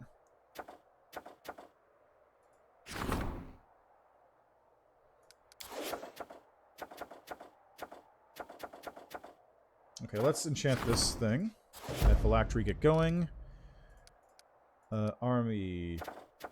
Bella Mercy!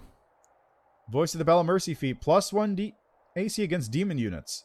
Sure. Buy a cloak. Support the crusade! I really gotta do that one.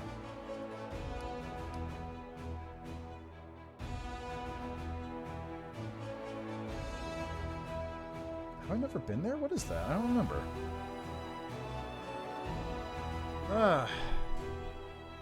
Oh, yeah, right. Give that to Zacharias. That makes sense. The game froze when your character did 900 damage.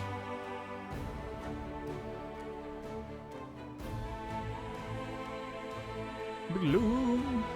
Boo doo boo boo.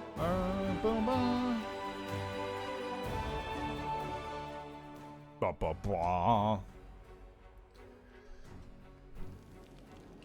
Make way. Alright, let's go see Zacharias then. And also, I got a new mythic thing. Let's really quickly just pick something up here. Lich. Summon Plague Beast Mastodon. You can use Command Undead at will! All undead on your command get within 50 feet of you gain a bonus on their strength, dexterity, and charisma bonus equal to half your mythic rank plus 1. Their attacks now ignore damage reduction except for slash dash. And I can get an upgrade to my skeleton and a mythic feat, which is important here. Expanded arsenal. I don't think I even have anything.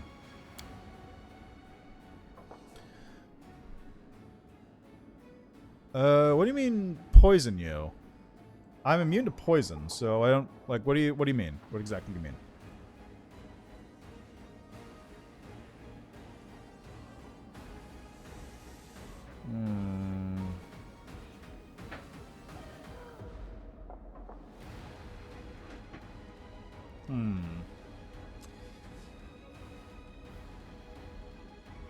Ah, I see.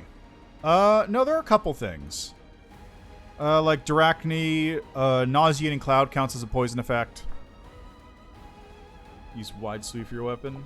That's the... Wide sweep is the scythe, right?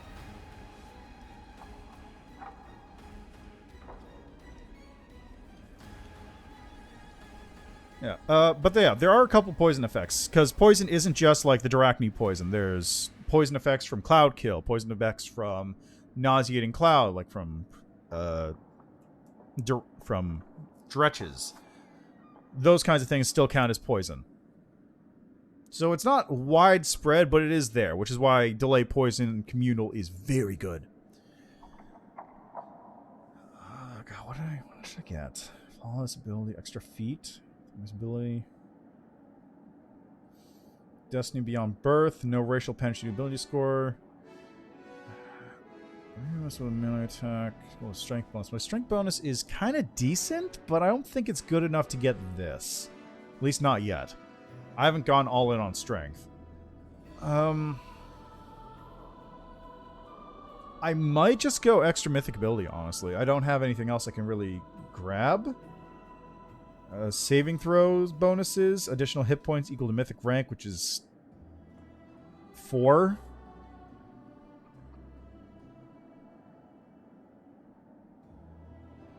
Mythic sneak attack, extra d6, power attack, mythic sorcerer's reflex. Cast the first spell after initiative is swift. Toughness mythic.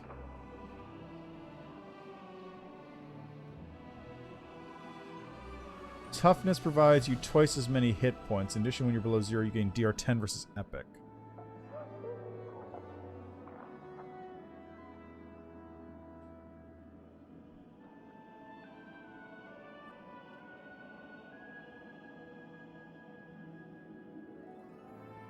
Except a lot of things are going to have Epic.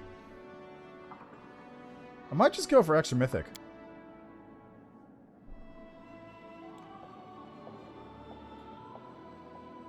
So, Last Stand. Yeah, I think Last Stand is what I'd grab here. Make myself much harder to kill. So, I have my Skeletal Fighter right now. Champion gets an additional bonus combat feat armor training. Skeletal Fighter. Oh, right, because he's Skeletal Vanguard at the moment. Barbarian gets Barbarian Rage ability and fast movement, as well as 2 rage powers of the Lich choice. Skeletal Bard, Skeletal Cleric. All spells from the Cleric list. Skeletal Fighter, Skeletal Inquisitor, Judgment, Skeletal Magus. You know what? Let's do this. Let's get a Skeletal Fighter. I got a funky skeleton man now. It's either that or I go for Skeletal Cleric.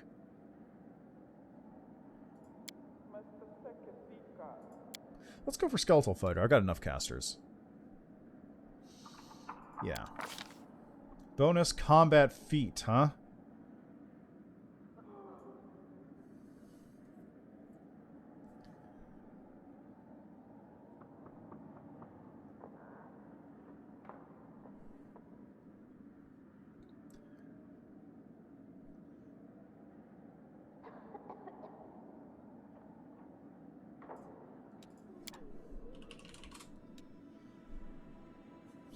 Does he not have Tower Shield proficiency already?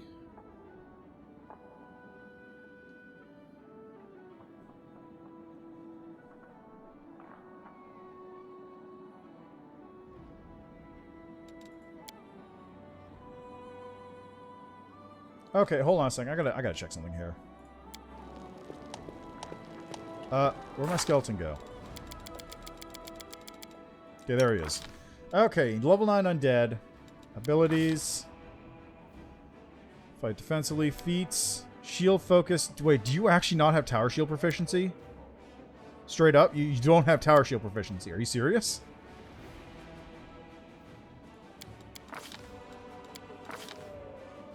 Undead. Toughness.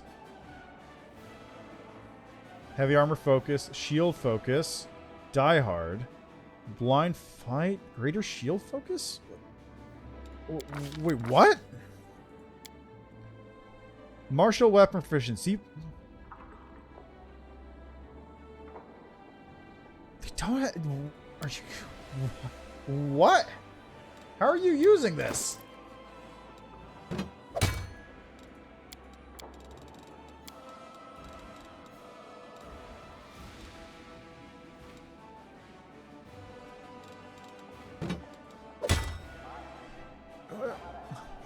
Yeah, don't worry. I've been in that same place too with concealment. Just everything hits me and I can't hit shit. It's just how life goes. It just keeps going and going. Okay, I guess skeletons don't need the tower proficiency. I'm really confused by this. Okay, hold on. Let me do this again. Okay, so after mission ability. Last stand.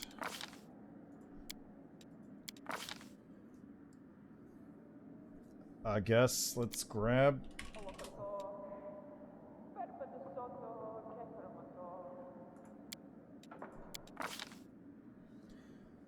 Ah.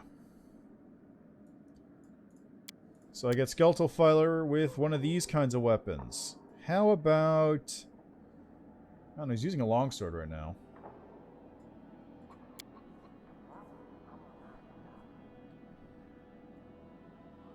Is he using longsword? I'm pretty sure he's using a longsword. There's plenty of longswords. Yeah, longsword.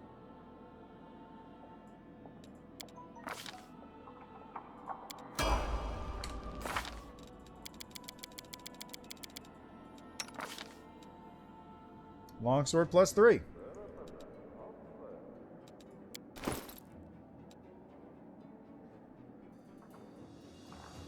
So now he's proficient with it, I guess?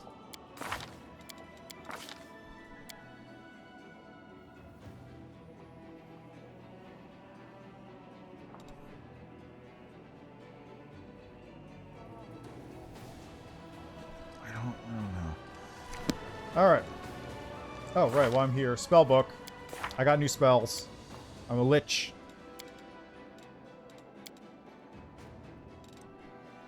What do we got? We got Animate Dead, Bone Shatter, Vampiric Blade. Your weapon becomes bloodthirsty. It deals 1d6 plus cast level additional damage, healing the wielder for the same amount. Eyes of the Bodak. Death Sight. Your rounds become invisible horrors. Your run surround for 1 round per cast level. You can gain gaze, giving your enemies in 30 feet negative level each round?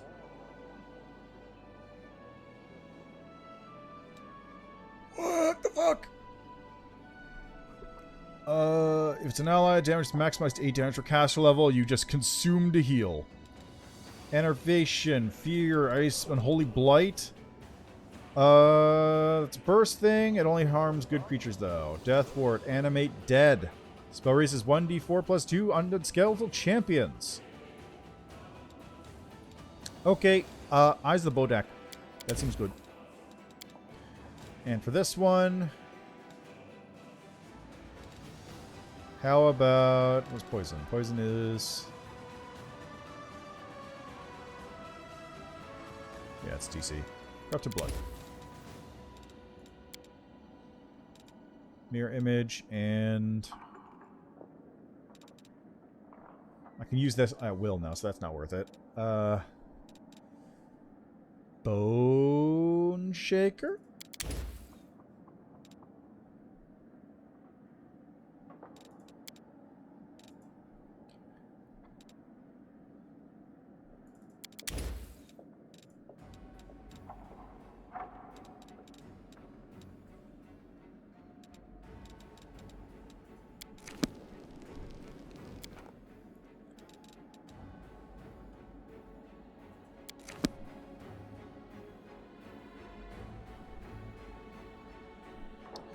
Look, they weren't doing anything else with those skeletons anyway. Living their lives? What's a life? It's just a prelude to being a skeleton in my service. I'm the Lord of Death. Another murder? What's the commander playing at? Oh, it's you. Someone got killed, no big deal. I'll bet you that's what happened this time. Bad enough the demons are slaughtering us. Now there's no peace even inside Drezen.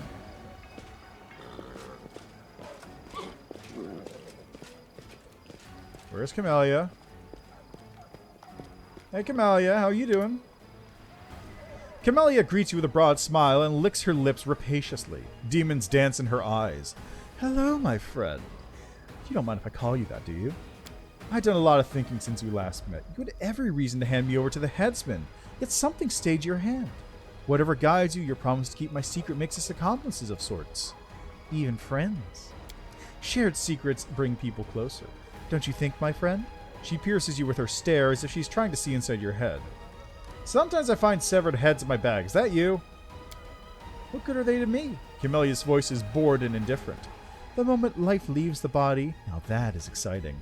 In the moments that follow when the body is cooling down rapidly, losing the last of its warmth, I'm filled with sweet languor. The cold corpse that remains is just a corpse. It holds no interest for me. I have to go. We'll talk later. I mean, I could romance her, but I could also romance this hunk of meat over here. Looking around the place, the Count seems quiet and dejected. Oh, Alexander Lichtman, hello there. I'm feeling uncharacteristically pensive right now. Or rather, I find it's rather difficult to put my thoughts into words today. I'm trying to understand something. We've been traveling together for a while now. What's your opinion of me? There are no surprises for Lich with romances. Okay, I'm going to be interested.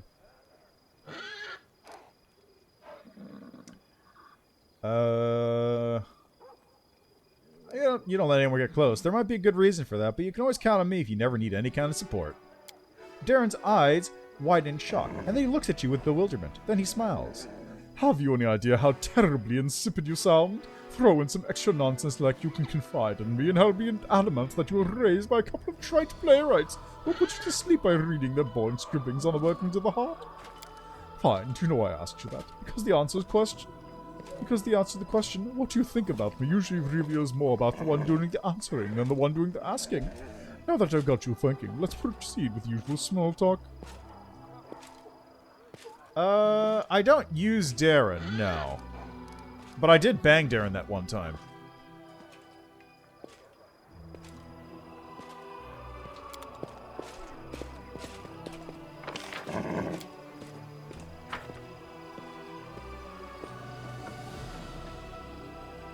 I probably should use Darren more, honestly. It's just, being a life oracle means he's kind of incompatible with, like a third of my party.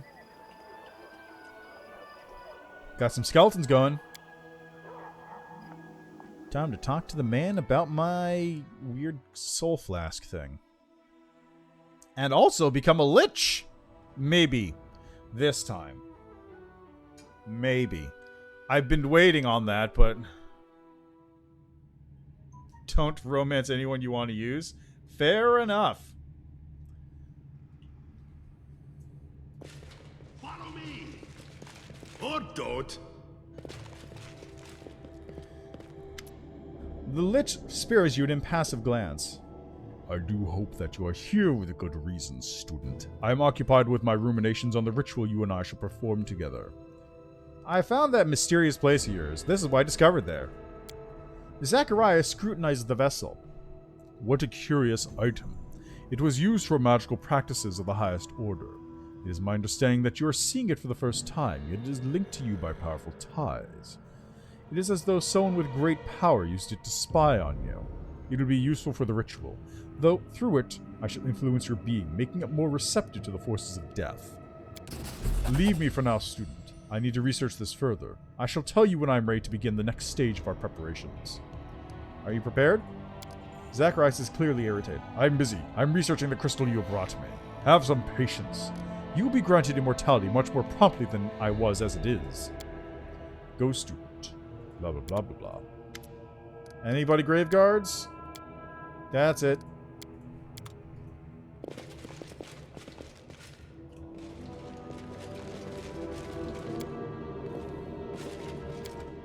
To the streets.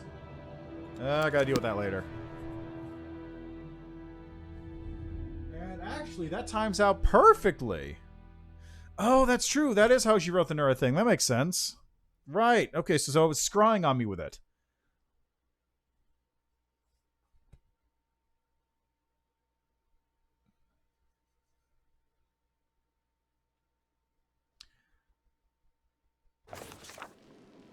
Alright, so that is where I'm going to leave this, I think.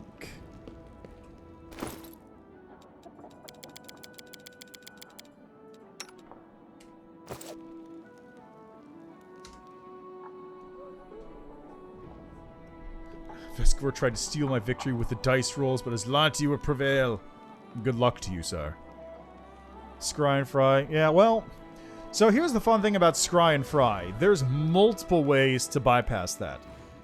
There's a lot of ways to, you know, like, give false images for the scrying and deflection and whatnot. That's one thing. The more fun way is to deal with the teleport. So, there's two things you can do. First, there's a spell called Teleport Trap. What Teleport Trap does is, when you attempt to teleport into a zone that's warded by Teleport Trap, if you fail your save, you get shunted off into a different location, which the user can designate.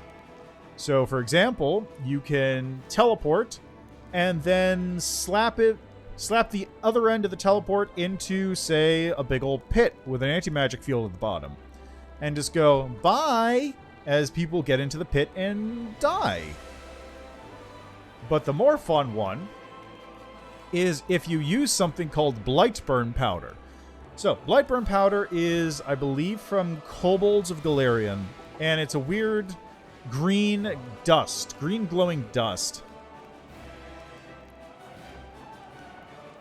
One of the allowed uses of wishes is teleportation by bypassing stuff like that. Oh, cool. I didn't actually know that part of Wish. So, anyway, Blightburn Paste. Blightburn Paste is basically green glowing dust. If you touch it, you get burned. If you open it near somebody, they have to make saves or start taking constitution damage. It's basically radioactive goop. But it also has an interesting property where it exists, it will actually block teleportation effect. It is a completely mundane, non-magical, well, mundane's maybe not the right word, but it's a non-magical form of teleportation warding. So you can totally line your walls with lead to block scrying, and then in the middle of that, line it with Blightburn dust. Or Blightburn Paste. So that gives you it gives you a room you can't scry and fry into. Lead blocks the scrying, Blightburn blocks the teleport, and you're set. Just don't eat the lead paint off the walls. Oh yeah, also the Blightburn effect can be blocked by lead. It does say it's literally just radioactive junk. Mind Blank prevents you from being scryed on, yes. But it doesn't block the teleportation effects, and you can still technically scry on stuff adjacent to somebody. You can't scry on a person, but you can scry on their location, or you can scry things they're holding. Actually, I don't think you can scry things they're holding, because that counts as on their person. But yeah. Oh, right, because they actually show up as invisible to Mind Blank, don't they? But yeah, there's ways to get around Mind Blank. It's just, it's very tricky. Or you have a Iron Circlet of Guarded Souls, which just gives you Mind Blank as an effect. Which is incredibly powerful. Incredibly powerful.